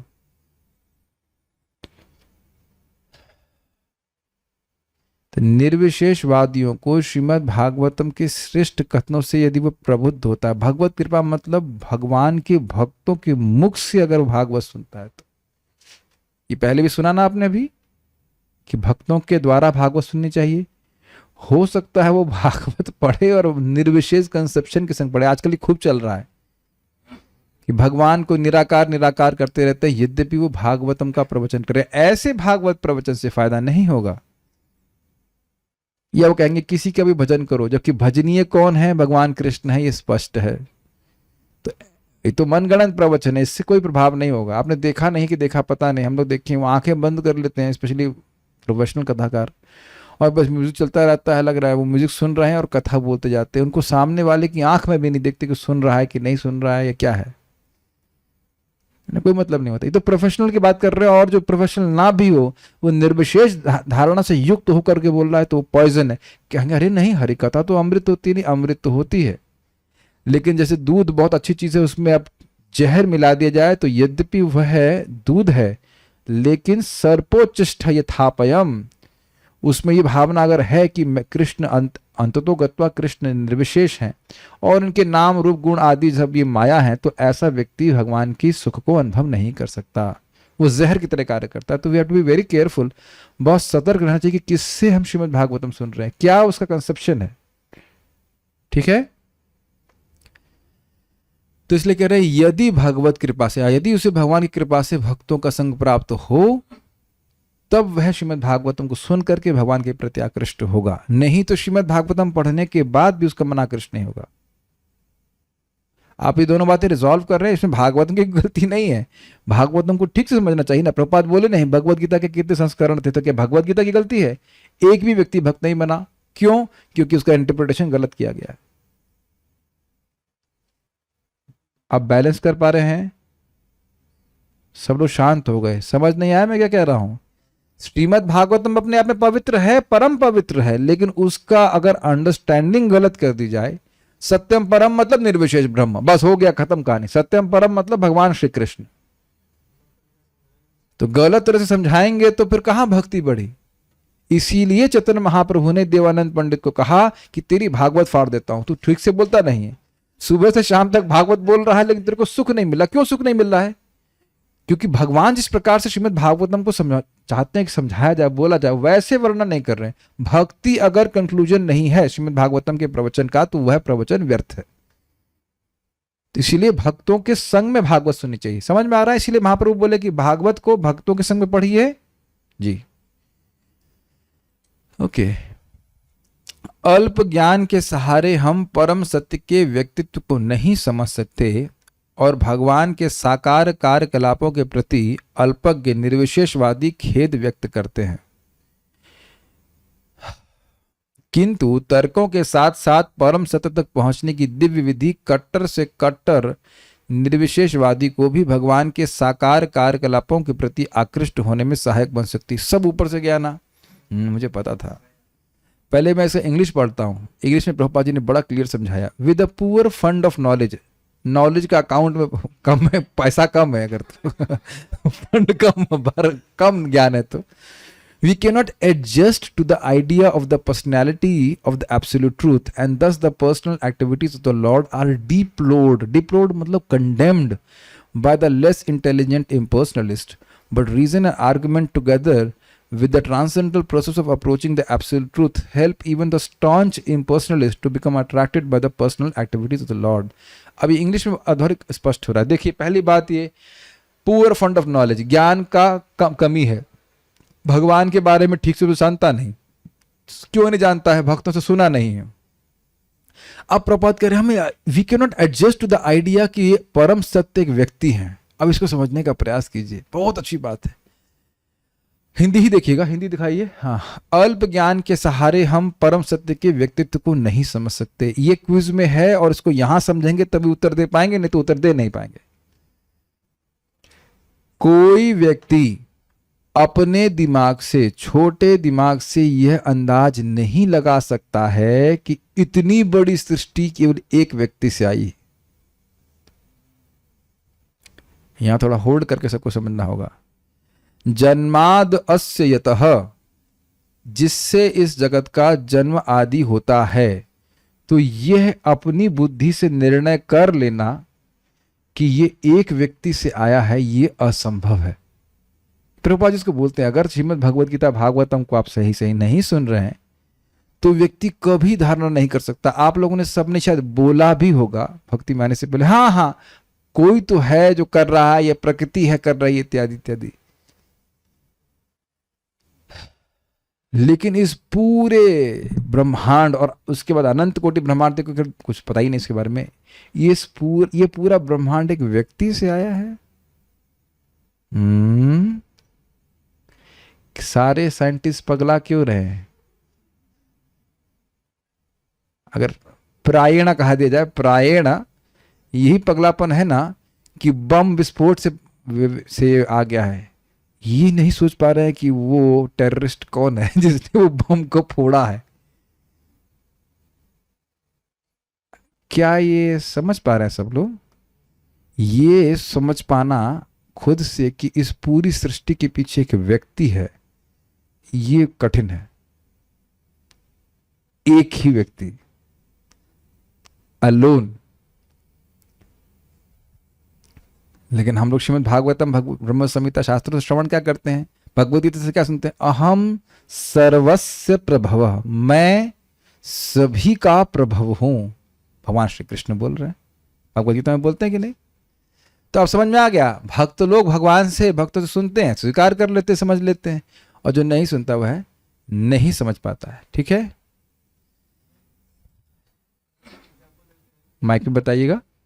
ये बात समझ पा रहे हैं? अल्प ज्ञान के कारण क्यों नहीं समझ पाते कि परम सत्य एक व्यक्ति हैं? क्योंकि ये स्वीकार करना कि परम सत्य मतलब जो सभी का स्रोत है और एक व्यक्ति हो सकता है. अरे परम सत्य पूरे जगत का स्रोत हो, एक व्यक्ति, वो छोड़ दीजिए. कुछ लोग तो यह भी स्वीकार नहीं करते कि गीता एक व्यक्ति ने बोली है. कहते इतना अच्छा ग्रंथ है, एक आदमी कैसे बोल सकता है? जरूर 5 लोग ने मिलकर बोली होगी. उनसे पूछो तुम्हारे चाचा ताऊ ने बोली मिल करके.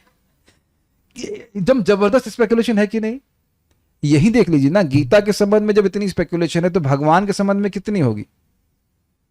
हाँ, महाराज बोल रहे थे एक दिन क्लास में कि जैसे लोग बोलते हैं कि भगवान से कैसे सारा ब्रह्मांड आ सकता है, या सारा ब्रह्मांड उनसे आ सकता है. महाराज एग्जाम्पल दे रहे थे कि एक बार व्यक्ति सांस लेता है तो लाखों करोड़ों बैक्टीरिया उसके शरीर से आ जाते हैं. सिंपल सा मनुष्य से इतने जीव आ सकते हैं, तो भगवान से क्यों नहीं आ सकते? लेकिन देखिए बात क्या है कि यह तो हमें श्रीमद् भागवतम के आधार पर स्वीकार करना पड़ेगा ना.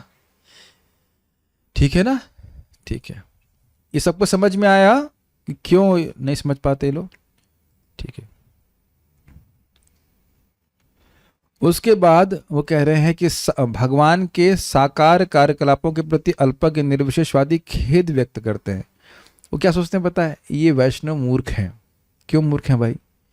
देखो भाई, ये कृष्ण की लीला जो है सब वो सब माया का खेल है, और इस माया के खेल के कारण ये लोग अपना समय बर्बाद करते हैं. इससे कुछ मिलेगा नहीं इनको. वेदांत सूत्र पढ़ना चाहिए. आप समझ रहे मैं किसकी बात बोल रहा हूं? प्रकाशानंद सरस्वती महाप्रभु के पर वो आक्षेप कर रहा है कि क्या कर रहा है चैतन्य. कृष्ण नहीं बोल पाया. चैतन्य क्या कर रहा है? ये वेदांत सूत्र पढ़ना छोड़ करके, सन्यासी का धर्म है वेदांत सूत्र पढ़ना, वो छोड़ करके क्या ये कीर्तन कर रहा है. उसने हरे कृष्ण नहीं बोला था, इसलिए मैं कृष्ण नहीं बुलवा रहा हूं. उसके मुंह से कृष्ण नहीं निकल रहा था. क्या ये भाव के लिए कर रहा है? भावुकता कर रहा है. समझ पा रहे हैं? तो वह ये नहीं समझ पाते हैं कि कृष्ण का नाम भगवान कृष्ण से अभिन्न है, कृष्ण की लीला भगवान कृष्ण से अभिन्न है, इसीलिए वह उसकी निंदा करते हैं। Is it okay? Second part clear हो गया। थर्ड पार्ट, तर्क के साथ परम सत्य तक को पहुंचने की दिव्य विधि कट्टर से कट्टर निर्विशेषवादी को भी भगवान के साकार कार्यकलापों के प्रति आकृष्ट होने में सहायक बन सकती। इसका क्या अर्थ है? देखिए, श्रीमद् भागवत अपने आप में प्रमाण है, ठीक है? तो लॉजिकली व्यक्ति देखेगा, लॉजिक की भी अगर बात करें कि जगत में हर वस्तु के पीछे कोई सृष्टि करता है, तो ये वस्तु, जगत की कोई भी वस्तु है, कैसे एक अपने आप आ जाएंगे? पहली बात तो यही स्पष्ट हो जाना चाहिए। और उसमें वर्णन है भगवान श्री कृष्ण की दिव्य लीलाओं का, तो अगर कोई भक्तों के संग में आकर के श्रवण करता है तो उसे समझ में आएगा। इसीलिए कह रहे हैं कि देखिए, केवल तर्क से नहीं, दिव्य विधि से अगर वह भगवान के भक्तों के संग में आकर के श्रवण करता है तो वह कट्टर से कट्टर भी क्यों ना हो, कट्टर से कट्टर प्रभात क्यों कह रहे हैं, परिनिष्ठित नैर्गुण्य, वो ब्रह्म पूरी तरह स्थित भी क्यों ना हो, लेकिन अगर भक्तों के संग में आकर भगवान के बारे में श्रवण कीर्तन करेगा तो वह आकृष्ट हो जाएगा। ठीक है, ये सेक्शन कठिन था, इसीलिए मैंने एक ही तात्पर्य रखा था। सुखदेव गोस्वामी जैसा व्यक्ति किसी सांसारिक कार्य के प्रति आकृष्ट नहीं होता, किंतु जब ऐसे भक्त को श्रेष्ठ विधि द्वारा आश्वस्त, इंग्लिश में प्रभात कहते हैं, कन्विंस्ड कर लिया जाता है, तो वह अवश्य ही भगवान के दिव्य कार्यकलापों के प्रति आकृष्ट होता है। इसका क्या मतलब है?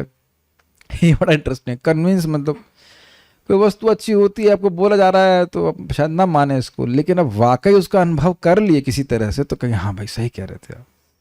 ऐसा देखा जाता है कि नहीं जगत में? कोई दवा होती है, ये खाने की वस्तु होती है, स्पेशली आपने देखा होगा घरों में अगर कुछ नया वस्तु खाने का हो तो आपको संदेह होता है कि क्या ये अच्छा होगा, तो आपकी माता जी या जो भी इसने बना के, अरे बहुत आस्वादनीय है तो आप कहते हैं, उनके बात तो सुन करके आप टेस्ट कर लेते हैं, उसके बाद फिर खुद ही बोलते हैं बनाइए बनाइए इसको। ऐसा हुआ है कि नहीं?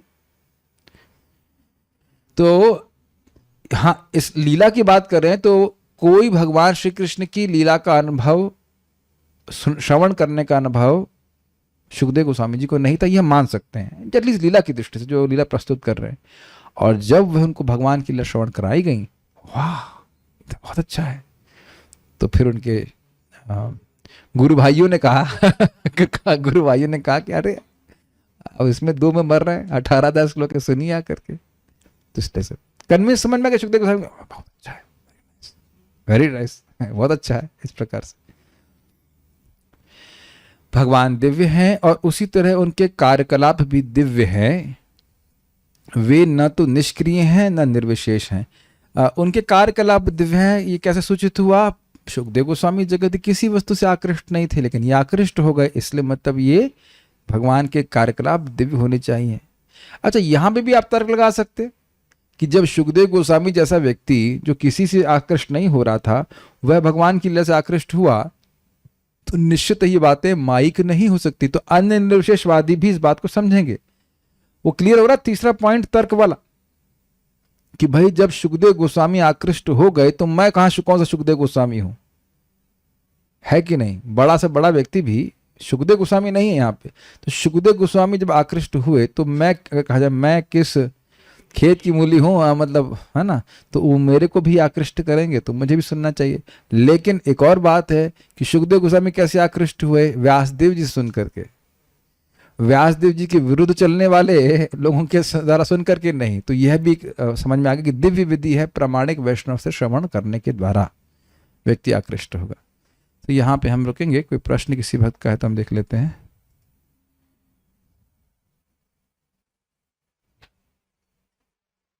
ठीक है, और कोई प्रश्न नहीं किया गया है। एक भक्त पूछ रहे हैं कि तर्क का उपयोग क्या भगवान की सेवा में किया जा सकता है? जी बिल्कुल किया जा सकता है, लेकिन शास्त्र को छोड़ करके तर्क नहीं किया जाता। ठीक है, केवल तर्क से भगवान की प्राप्ति नहीं होती, शास्त्र के आधार पर युक्ति युक्त किया जाता। अब आपने देखा ना कितनी बार बात आ रही थी कि संगत नहीं है, संगत है। आचार्यगण का उपयोग करते हैं, न्याय का उपयोग करते हैं, युक्ति का उपयोग करते हैं, लेकिन शास्त्र छोड़ करके नहीं करते हैं। शुष्क न्याय, शुष्क तर्क का मतलब है जिसका कोई आधार श्रीमद् शास्त्र नहीं हो, उस तरह का तर्क नहीं होता है। Okay, so we'll stop here. Question को break. Yes please. Hare Krishna Prabhu ji. Prabhu ji, Bal Prabodhini में एक उत्तर दिया गया था कि उनका जो चित्त था वो निर्गुण जो तीनों अवस्थाओं से गुणों से परे होती स्थिति उसमें स्थित था, अथवा करके दूसरा था कि ब्रह्म में आकर्षित था। तो निर्गुण अवस्था में तीन स्थिति होंगी, या तो भगवान की जो ब्रह्म ज्योति से आध्यात्मिक आकाश में जो ब्रह्म ज्योति होती है पूरी फैबली हुई, या परमात्मा का होता है तो वो तो ब्रह्म आध्यात्मिक आकाश में है नहीं, और चौथा भगवान, तो भगवान से तो आकृष्ट थे नहीं उस वक्त। तो दो बार अथवा कहने का क्या मतलब है? एक बार तो निर्गुण एक ही अवस्था बात को में दो जिसमें तरह से तीनों कहने गुण की बात नहीं है हो। कि मैं निर्गुण ब्रह्म में स्थित था, मतलब तीनों गुणों से पार की स्थिति में था, और यह इसका अर्थ था कि निर्विशेष ब्रह्म में ही मेरा चित्त आकर्षित था। वो एक ही बात है, दो तरह से समझाने की बात है। यहाँ पे निर्गुण ब्रह्म में स्थित यानी तीनों गुणों से परे स्थिति का अर्थ यह नहीं है कि भगवान के भक्त थे और वो भगवान के प्रति आकृष्ट थे। परमात्मा के बारे में भी नहीं बोला जा रहा है, वो ब्रह्म में स्थित थे, ये बोला जा रहा है। वो एक ही बात को, हाँ, वो एक ही बात को दो तरह से कहा जा रहा है और कोई बात नहीं। ठीक है, okay, now we'll start. Can mute yourself now. Okay, Srila Shridhar Swami के अनुसार लिंक बताइए। स्नेहजा माता ji has raised first, Gopinath Prabhu, Surabhi माता ji. We'll ask Sunil Prabhu, we'll ask give chance to Sunil Prabhu. Room वाले डिवोटीज भी तैयार रहें। मुझे कल संदेह हो रहा था, ये लोग सोच लिए हैं कि लगता है प्रभु जी तो हमसे पूछेंगे नहीं, ये दास हमसे पूछेगा नहीं, तो इसलिए दास यहाँ भी सेवा करना चाहता है। जरा बताइए। हरे कृष्ण प्रभु जी। श्रीधर स्वामी के अनुसार, थोड़ा जोर से बोलिए, हाँ माइक पे। श्रीधर स्वामी के अनुसार लिंक यह है कि जो सुखदेव गोस्वामी हैं वो उनको ब्रह्म अनुभूति पहले से ही है, तो उसमें ये डाउट हो रहा है कि जब पहले से है तो उनका चित्त फिर भागवतम में क्यों जा रहा है। वेरी गुड, आपने भागवतम का अध्ययन क्यों किया? तो उस पे यह श्लोक कह रहे हैं। ठीक है, श्रील सुखदेव गोस्वामी का श्रीमद् भागवतम को अध्ययन करने में आश्चर्य क्या है? Who would like to answer this? Sarvesh Prabhu. Yes Prabhu ji. Hare Krishna Prabhu. इसमें आश्चर्य का विषय ये है कि पहले से सुखदेव गोस्वामी ब्रह्मनिष्ठ हैं, तो फिर ऐसा क्या हुआ कि उनको भागवतम पढ़ने में या उसका ज्ञान प्राप्त करने की रुचि हुई? जो ब्रह्मानंद में तैर रहा है वो भजनानंद के सागर में क्यों आया? यहाँ कौन है तेरा? क्यों आया तू? ठीक है, गुड। वैसे इसमें ये श्लोक, ये जो प्रश्न है थोड़ा और व्यापक है इसका उत्तर। और कुछ बोलना चाहेंगे? आश्चर्य की बात क्या है? मात्रा में ही कुछ और बोलना चाहेंगे जो इस टीका से लिमिटेड नहीं है? मैं और भी कुछ सुनना चाहता हूं जो प्रवचन में बताया गया था। कुछ बोलिए। जय वृंदा माता ji, you want to answer? Anushka माता जी, राधा शर्मा माता जी, कौन यहाँ पे कुछ आप पढ़ना चाहते हैं? माइक दीजिए इनको। जो इस टीका से लिमिटेड नहीं है, ये प्रश्न कर रहा।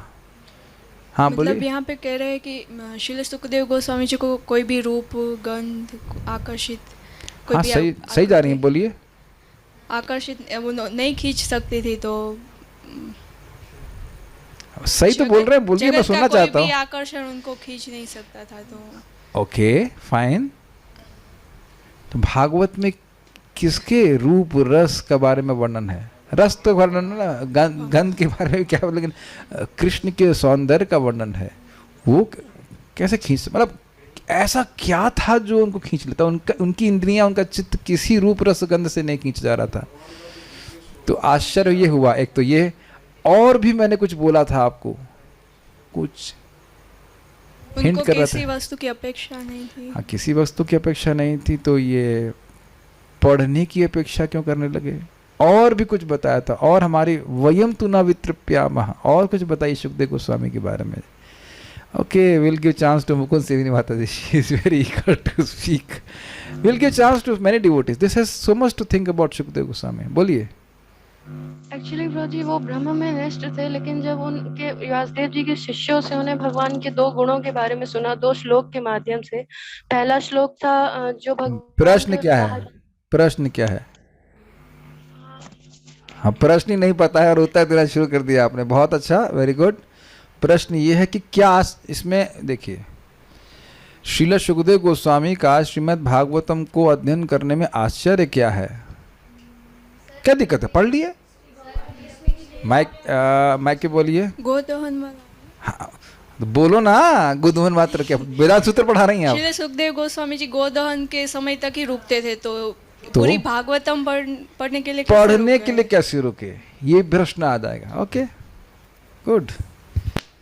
सारार्थ दर्शनी, ये सब बातें इस टीका से लिमिटेड नहीं है, लेकिन ये सब बातें पहले भी चर्चा हो चुकी हैं। सुखदेव गोस्वामी का स्मरण करने से हम पवित्र हो जा रहे हैं। So let us remember him more and more. Srila Sukhdev Goswami ने कहा कि मैं ये पुराण अपने पिताजी से सीखा हूँ, तो उसमें संदेह क्यों किया जाए? वही है, लेकिन अब हम जूम के डिवोटीज को चांस देंगे। Pradyumna Prabhu, yes. Hare Krishna Prabhu ji, and also to our devotees. Prabhu ji, जब वो ये कहते हैं कि वो अपने पिता से सीखे हैं, तो इसमें संदेह क्यों किया जाए, तो उस पे आपने थोड़ा विस्तृत बताया था, क्योंकि वो जन्म से ब्रह्मानवी थे। इसका मतलब ये था कि वे जगत में ही ब्रह्म को देखते थे। और फिर आपने ये बताया कि विविक्त तृप्ति, मतलब स्त्री पुरुष में कोई अंतर नहीं करते थे वो। विविक्त दृष्टि, हाँ ठीक है। हाँ, वे संसार मतलब परिव्राजक भी थे। वो संसार में मतलब घर, मतलब जन्म लेते ही घर को उन्होंने त्याग दिया था। यानी पिताजी को भी त्याग दिया? हाँ, एब्सोल्युटली, घर को त्याग देना मतलब। उसके बाद उन्होंने पिताजी से कुछ ग्रहण भी नहीं किया। तो जब तब नहीं पढ़े, पैदा होते ही नहीं पढ़े, तो बाद में क्यों पढ़ने लग गए? समझ में आया? हाँ, और एक लास्ट उन्होंने प्रभु जी अपने 5वां वो बताया था। आप संदेह नहीं करेंगे इस पे? अगर आप सीआईडी हो तो संदेह करेंगे ना कि भाई जब पैदा होते हुए नहीं पढ़े और बोल रहे हो कि बाद में आके पढ़े। झूठ बोल रहे हो, किसी और से पढ़ के आए हो, पिता से तो नहीं पढ़े हो कम से कम, ऐसा बोल सकते हैं। ठीक है ना? तो संदेह क्यों किया जाए, समझ में आ गया? और प्रभु जी एक बात और थी, जिसमें वो आपने उनको कहा था कि वो सर्वथा निरपेक्ष थे, जगत में उनको किसी से कुछ चाहिए नहीं था। बावजूद इसके उन्होंने भगवान की से संबंधित 2 श्लोक सुन के एक सौंदर्य और तो वो सब ठीक है। खाली देखिए ऐसा नहीं कि मैं कोई प्रश्न करूंगा तो आप पूरी बात खोल देंगे। पूरी बात खोल देंगे तो अगले प्रश्न के लिए उत्तर हो जाएगा ना। तो जितना श्लोक है उतना, जितना प्रश्न है उतना उत्तर बताइए। सही आपने बता दिया कि भाई पिताजी जब पैदा हुए तो पिताजी से आप कुछ मांगे नहीं, और बड़े हो गए वैसे तो बड़े ही पैदा हुए थे, तो आप उसके बाद आकर कैसे पढ़ लिया? हमें तो विश्वास नहीं हो रहा ऐसा। तो उसके बाद कह रहे हैं ग्रहीत चेता का क्या आशय है? This I would like to hear from Rahul Raj Prabhu, and if he is not able to answer, we'll see other devotee. Yes, please. हरे कृष्ण प्रभु जी, आवाज आ रही है? हाँ, थोड़ा कम आ रही, लेकिन आ रही। चलिए, आ रही प्रभु जी? हाँ आ रही है। प्रभु जी, ग्रह चेतसा मतलब कि उनके चित्त को पकड़ लिया भगवान की 2 श्लोक की लीलाओं में। पहला श्लोक जो उन्होंने बोला था, बस इतना बहुत है। ग्रहित चेता का मतलब है कि उनका चित्त आकृष्ट हो गया था। ठीक है, लेकिन हम पूरी तरह से तृप्त नहीं है। ये तो अर्थ हुआ, आशय क्या है? जो व्यक्ति जन्म लेते ही किसी चीज से भी आकृष्ट है, इवन की स्त्रियों हाँ, को भी वो भिन्न, मतलब स्त्रियों को भी उस दृष्टि से, ब्रह्म की दृष्टि से ही देखता था। जो मतलब संसार की किसी चीज से भी आकृष्ट नहीं था, वो भगवान की लीलाओं से आकृष्ट हो गया केवल 2 श्लोकों में। आप बोल बहुत उत्साह से रहे तो अच्छा लगा देखने में। गुड है। सुखदेव गोस्वामी को वर्णन करें। और भी कुछ ग्रहित चेता पे बोला गया था। ओके, मगरमच्छ की पार्टी में कौन है? हिल नहीं पाए, वो मजबूर हो गए वापस आने के लिए, अपने पिताजी से सुनने के लिए। आकृष्ट चित्त फिर भी मजबूर हो गए कि मैं आना पड़ेगा। हमारे लिए क्या शिक्षा है इसमें? ये सब आशय में चला जाएगा। ये हमारे लिए शिक्षा है कि हम तो किसी भी लेवल में नहीं, प्रभु जी, तो हमारे तो मतलब ये थोड़ा कठिन प्रश्न था, इस पर प्रकाश डालेंगे पंडित जी प्रकाश डालिए। ग्रहित चेता का क्या आशय? सारी बातें सब यहाँ पर हैं, और उसके बाद आगे और भी इसको विस्तार किया था। हमारे लिए क्या शिक्षा है? हमारे लिए ये शिक्षा है कि श्रीमद् भागवतम को यदि हम ध्यान से श्रवण करते हैं वो तो हमारा वो चित्त को हर लेती है भगवान कृष्ण में स्थापित करिए, तो भौतिक जगत की समस्त जितनी भी लोभ प्रलोभ लालसाएं हैं उससे हम फ्री हो सकते हैं। हाँ आपने सही बताया, लेकिन मैं कुछ और सुनना चाहता हूँ, उसको कैमुत्य के द्वारा समझाइए। हाँ जी। जो ब्रह्म का इतना सुख है अगर कंपेयर किया जाए तो उस सुख में रमता हुआ व्यक्ति अगर वो भगवान की लीलाओं से आकृष्ट हो जा रहा है तो जगत में जहाँ कुछ सुख नहीं है या फिर बहुत निकृष्ट सुख है, निकृष्ट सुख नहीं दुख है, तो उसको हम सोच रहे हैं। मैं आज सोच रहा था कि मेरा शरीर बहुत रोगी, मतलब किसी भी पुरुष का शरीर रोगों का मंदिर है, स्त्रियों का शरीर भी रोगों का मंदिर है, और दो मंदिर मिलकर के निरोगी हो जाएंगे। क्या ज्ञान है बताइए हमारा। है ना सर, हम लोग अब मिल करके सब लिव्ड हैप्पीली एवर आफ्टर नहीं होने वाला। छोटे छोटे शुल्ल समझते हैं, निकृष्ट सुखों को बहुत मान रहे हैं, तो उन सुखों से तो जीव को खींच ही लेगा ना Shrimad Bhagavatam. Be ready for this, be ready for this. Shrimad Bhagavatam is not going to ask you would you like to be attracted to Krishna. ग्रहित चेता का अर्थ यह नहीं है कि श्रीमद् भागवतम पूछेगी आपसे कि आप क्या कृष्ण के प्रति आकृष्ट होना चाहते हैं तो मैं आपको आकृष्ट करूं। ना जी ना, वो खींच के रख देगी और चरण में पहुंचा देगी कृष्ण के। ये भागवत का सामर्थ्य है। ये हम अपने मन से नहीं बोले 1.1.2 का की टीका 1.1.2 की टीका देखिएगा से बोले कि जो व्यक्ति कृत भी जो बहुत पुण्य किया उसका मन तुरंत आकृष्ट हो जाएगा। जिसका मन नहीं, जिसका जो पुण्यात्मा नहीं, मतलब बहुत अकम्पलिश नहीं, थोड़ा बर्ताव गड़बड़ है तो थोड़ा अधिक देर सुनेगा, लेकिन होगा उसका भी चित्त भगवान में लग जाएगा। अब मन करता है फिर से एक बार 1.1.2 पढ़ाया जाए, लेकिन अभी इतना समय नहीं है। 5वां, सुखदेव गोस्वामी अपनी अनुभूति से क्या सिद्धांत प्रस्तुत करना चाहते हैं। ओके, राधा शर्मा माता ji, will give you a chance.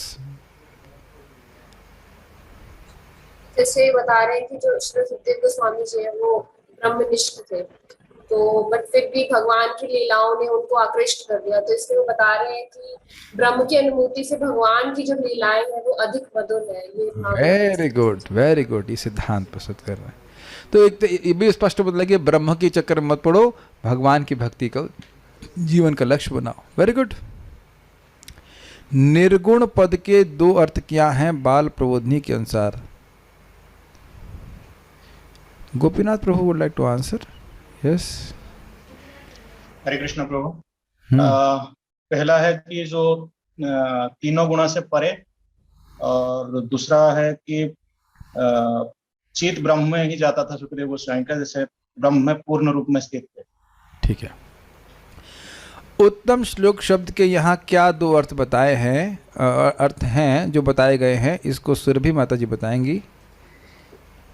Yes please. वो पानी मत दीजिए, वो जस्ट स्मेलिंग, नॉट प्रॉपर। मुझे उत्तम श्लोक का पहला अर्थ है कि उत्तम श्लोक वह है उत्तम श्लोक के द्वारा जिनका यश गाया जाए, अर्थात भगवान श्री कृष्ण। और दूसरा अर्थ श्लोक का एक अर्थ होता है यश, तो उनका यश तम का नाश करने वाला है, अंधकार का नाश करने वाला है भगवान श्री कृष्ण का, इसलिए उत्तम श्लोक। और तीसरा अर्थ क्या है जो है नहीं बताया गया है, उसको सर्वेश प्रभु और बाकी लोग भी हाथ खड़ा कर रहे हैं क्या? नहीं कर रहे हैं। ओ, हाथ में कुछ दर्द है लग रहा है। ठीक है, बाकी लोग तो सब गायब हो गए, चैंपियन लोग। हाँ प्रभु जी, उसका तीसरा अर्थ ये बताया गया था कि जैसे जो उत्तम लोग हैं, जैसे भगवान शिव, नारद, ब्रह्मा जी, ये सब उत्तम श्लोकों में जिनके गुणों का गान करते हैं। Very good, good good. आख्यान शब्द किसको इंगित करता है? कोर्ट में सबमिटेड आख्या को। अंकित क्या नाम है इनका, भूल गया मैं। अमित प्रभु बताइए, आख्यान शब्द क्या सोच रहे हैं कि आप सामने बैठे रहेंगे तो बच जाएंगे?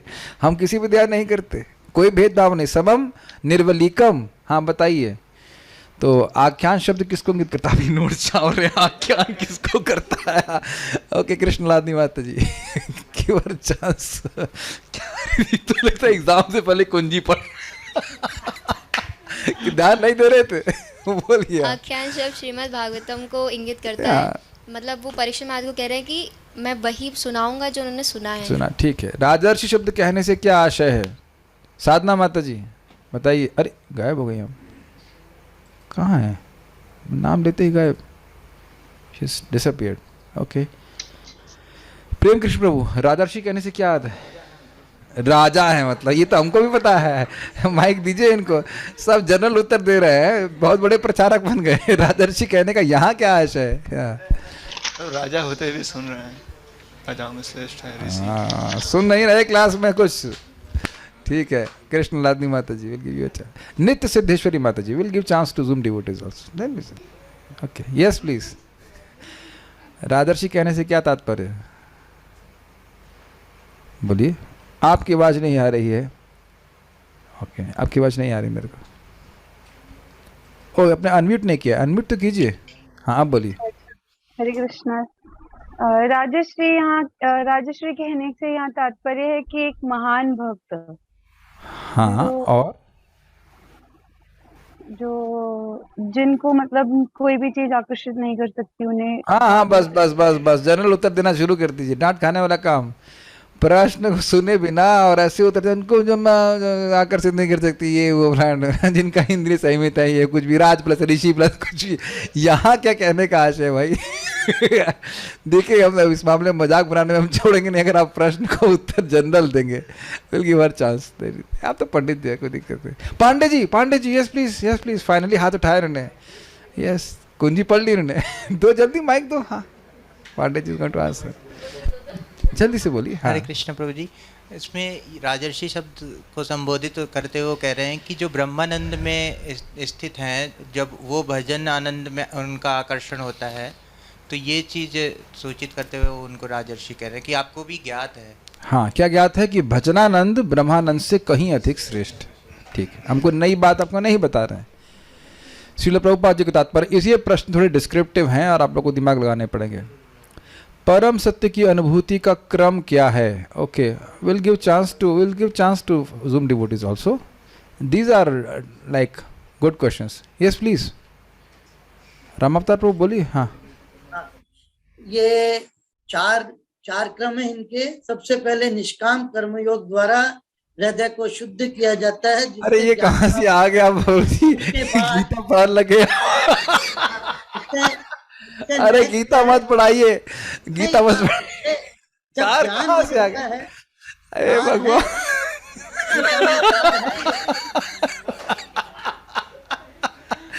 राम अवतार प्रभु, ये सब नहीं। अभी जो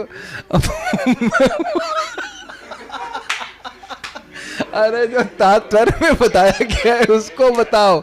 चलो मैं फिर मौका दे रहा हूँ, रुकिए। I will give you one more chance. जो प्रभुपाद जी के तात्पर्य में आप गलत नहीं कह रहे, मैं इसलिए हंस रहा हूं कि आप भगवद गीता की बात बता रहे हैं, लेकिन जो प्रभुपाद जी तात्पर्य में कह रहे हैं उसको समझाइए। आप गलत नहीं कह रहे, हम उसके लिए नहीं हंस रहे थे। तो है निर्विशेष ब्रह्म में स्थित, जी, दूसरा परमात्मा में स्थित, जी, तीसरा भगवान में स्थित। हाँ, ये उत्तर था। तो आप गलत नहीं कह रहे थे, वो सही है कि निष्काम कर्म योग, ज्ञान योग, अष्टांग योग आदि, लेकिन वो भगवद गीता की बात है। यहाँ पे आपने बिल्कुल सही उत्तर दिया। वेरी गुड, ठीक है।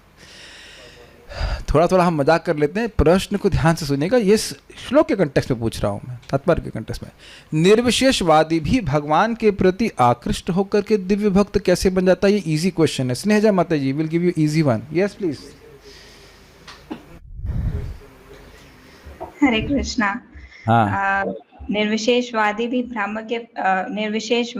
भगवान के प्रति आकृष्ट हो जाते हैं, उनके दिव्य भक्त बन जाते हैं अगर भगवत कृपा हो तो। अगर उन्हें भक्तों का संग मिले जिस पर सतमुखरितम भवदीय वार्ता, यानी कि अगर वो भगवान के भक्तों के मुख से यथावत सुनते हैं तो। ठीक है। परम सत्य एक व्यक्ति हैं, यह समझने में क्या कठिनाई है? ये उत्तर दीजिए। ये बहुत अच्छा प्रश्न है, ये इसमें आपको सोचना पड़ेगा। You want to answer? Okay, give the mic. Anushka माता जी, क्यों नहीं समझ पाते लोग? ये प्रश्न में विचार करके इसका उत्तर आपको सीधे टीका से नहीं मिल रहा है।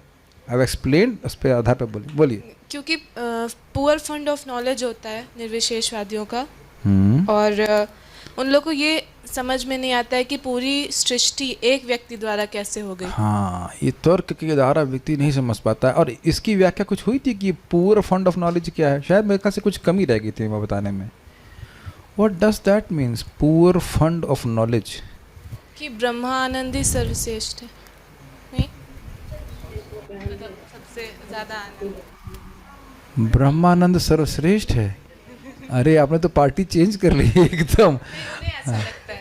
उनको ऐसा लगता है। क्या पूर फंड ऑफ नॉलेज, किसका बारे में ज्ञान नहीं है? एक तो उनको भगवान का ठीक ठीक से ज्ञान नहीं है। यस, भगवान का ठीक ठीक ज्ञान नहीं है। भगवान के नाम रूप गुण लीला का ज्ञान नहीं है ठीक ठीक। इस कारण से वो नहीं समझ पा रहे हैं कि भगवान हमारे जैसे व्यक्ति नहीं है। एक बात थोड़ा समझिए, मैं इधर नहीं समझाया था। देखिए, परम सत्य असीमित है।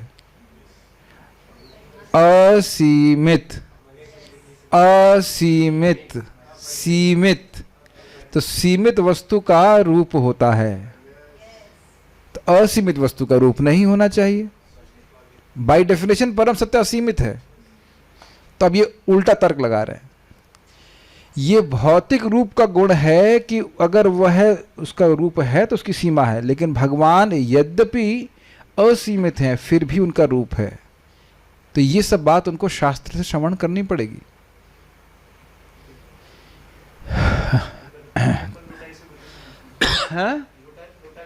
हाँ, वो एक मतलब अपने अपने शुष्क तर्क से, अपनी मानसिक बुद्धि के द्वारा व्यक्ति धारणा नहीं कर सकता है। ठीक है, तो ये प्रश्न थोड़ा समझने वाला था। जो कम बुद्धिमान लोग हैं वे भगवान की लीलाओं के प्रति क्या मनोभावना रखते हैं, ये प्रश्न भी विचारणीय है। Would like to answer. 1 2 3 दिख रहे हैं, इसमें 4 दिख रहे हैं। सुरभि माता जी वांट टू आंसर। आप लोग तो उत्तर देते ही हैं, आप लोग सामने हैं। मैं जूम डिवोटीज को प्रोत्साहन इसलिए करना चाहता हूं ताकि वो लोग भी पढ़ें। ऐसा तो आप लोग तो जान रहे हैं कि आप लोग पढ़ रहे हैं, क्योंकि नहीं पढ़ेंगे तो सामने दिखते हैं और डांट वांट भी पड़ जाती है। इधर थोड़ा सा नहीं पड़ती है, तो इधर मैं प्रोत्साहन देने के लिए। हाँ बोलिए। जो कम बुद्धिमान लोग हैं वो भगवान की लीलाओं को माया समझते हैं। वो कहते हैं कि ये तो माया है। यस। ये एक मतलब वो उनके नाम रूप गुण लीला की दिव्यता को नहीं समझते, उनको साधारण समझते हैं। यस, और इस कारण वो दिव्य नहीं समझते। ठीक है, हाँ, इसलिए उनको उपेक्षा भी कर देते हैं। ठीक है, खेद, हाँ, वो डिप्लोर्स निंदा भी करते हैं। ऐसे कट्टर निर्विशेषवादियों को भक्त कैसे बनाया जा सकता है और क्या प्रक्रिया है? ओके, रामकृष्ण प्रभु, पंडित जी को दीजिए। पंडित जी उनको चांस, नहीं पंडित जी को चांस देते हैं, बहुत दिन के बाद पंडित जी देखिए। हाँ बोलिए पंडित जी। ऐसे कट्टर निर्विशेषवादियों को प्रॉपर लॉजिक के थ्रू श्रीमद् भागवतम यदि पढ़ाई जाए शुद्ध भक्तों के द्वारा, तो they can be converted to. हाँ, जैसे एक उदाहरण आपको कथा सुनाओ। एक व्यक्ति थे, निर्विशेषवादी थे, वो सबको हराते रहते थे। तो ये बांके बिहारी में एक भक्त को मिले। तो बाकी मेरे भक्त बोले, तो स्वामी जी आप ब्रह्म हैं? कहते हम ब्रह्म हैं। सामने वाला जिसको आप हरा रहे वो भी ब्रह्म है? कहते वो भी ब्रह्म है। तो कह रहे आप अपने ही को हरा हरा के खुश हो जाते हैं। तो उस सोच में पड़ गए, कि भाई ये तो हम गलत बोल कर रहे हैं। जब सभी कोई ब्रह्म है तो मुझ में और सामने वाले प्रतिद्वंदी में कोई भेद नहीं है। तो मैं अपने से अपने को ही हरा रहा हूँ और खुश हो रहा हूँ, ये कितना बड़ा ज्ञान है। तो भक्त लोग इस प्रकार की युक्ति देकर के बहुत से लोगों को परिवर्तित किए हैं। और देखेंगे उनकी युक्ति कोई खास दम नहीं होता मायावादियों की। और प्रक्रिया क्या है? ये तो ठीक है, प्रक्रिया क्या है? भक्तों से श्रवण करे। 15वां, सुखदेव गोस्वामी जैसा व्यक्ति जो किसी के प्रति आकृष्ट नहीं होता, वह भगवान के दिव्य कार्यकलापों के प्रति किस विधि से आकृष्ट हो सकता है? सर्वेश प्रभु जी, श्रवण के माध्यम से। यस, वह खाने पीने और किसी वस्तु से आकृष्ट नहीं होगा, केवल वो कथा के द्वारा आकृष्ट होगा। वैसे एक और बात भी है, सनत कुमार भी, 4 कुमार भी, सनत कुमार यानी चारों कुमार भी ब्रह्मनिष्ठ थे, लेकिन भगवान की तुलसी, भगवान के जो अर्पित चरणों में अर्पित तुलसी, उसकी गंध से सारा उनका जो इम्पर्सनलिज्म था वो सब समाप्त हो गए। जैसे उदाहरण देता है कि मान लो सर्प किसी को डस ले तो कुछ सुंघा करके उसका होश में वह आ जाता है, उसी प्रकार से वो सारा जो उनका ब्रह्मानुभव था वो सब समाप्त, भगवान के प्रति आकृष्ट हो गए थे। 16वां, श्रील प्रभुपाद जी भगवान के गुणों के बारे में निष्कर्ष में क्या बताते हैं?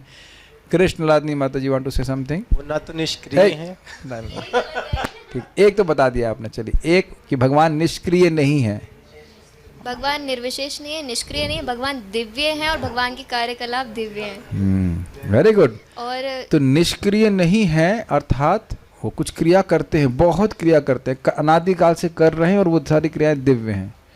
इसके और क्या है? निर्विशेष नहीं। इसका क्या अर्थ है? उनका रूप है, हाँ व्यक्ति हैं। ओके, सो और कोई प्रश्न नहीं है, विल स्टॉप हियर। चैट में कुछ प्रश्न है? चैट में कोई प्रश्न है? Okay, so we'll stop here. Shrimad Bhagavatam की जय, श्रील प्रभुपाद की जय।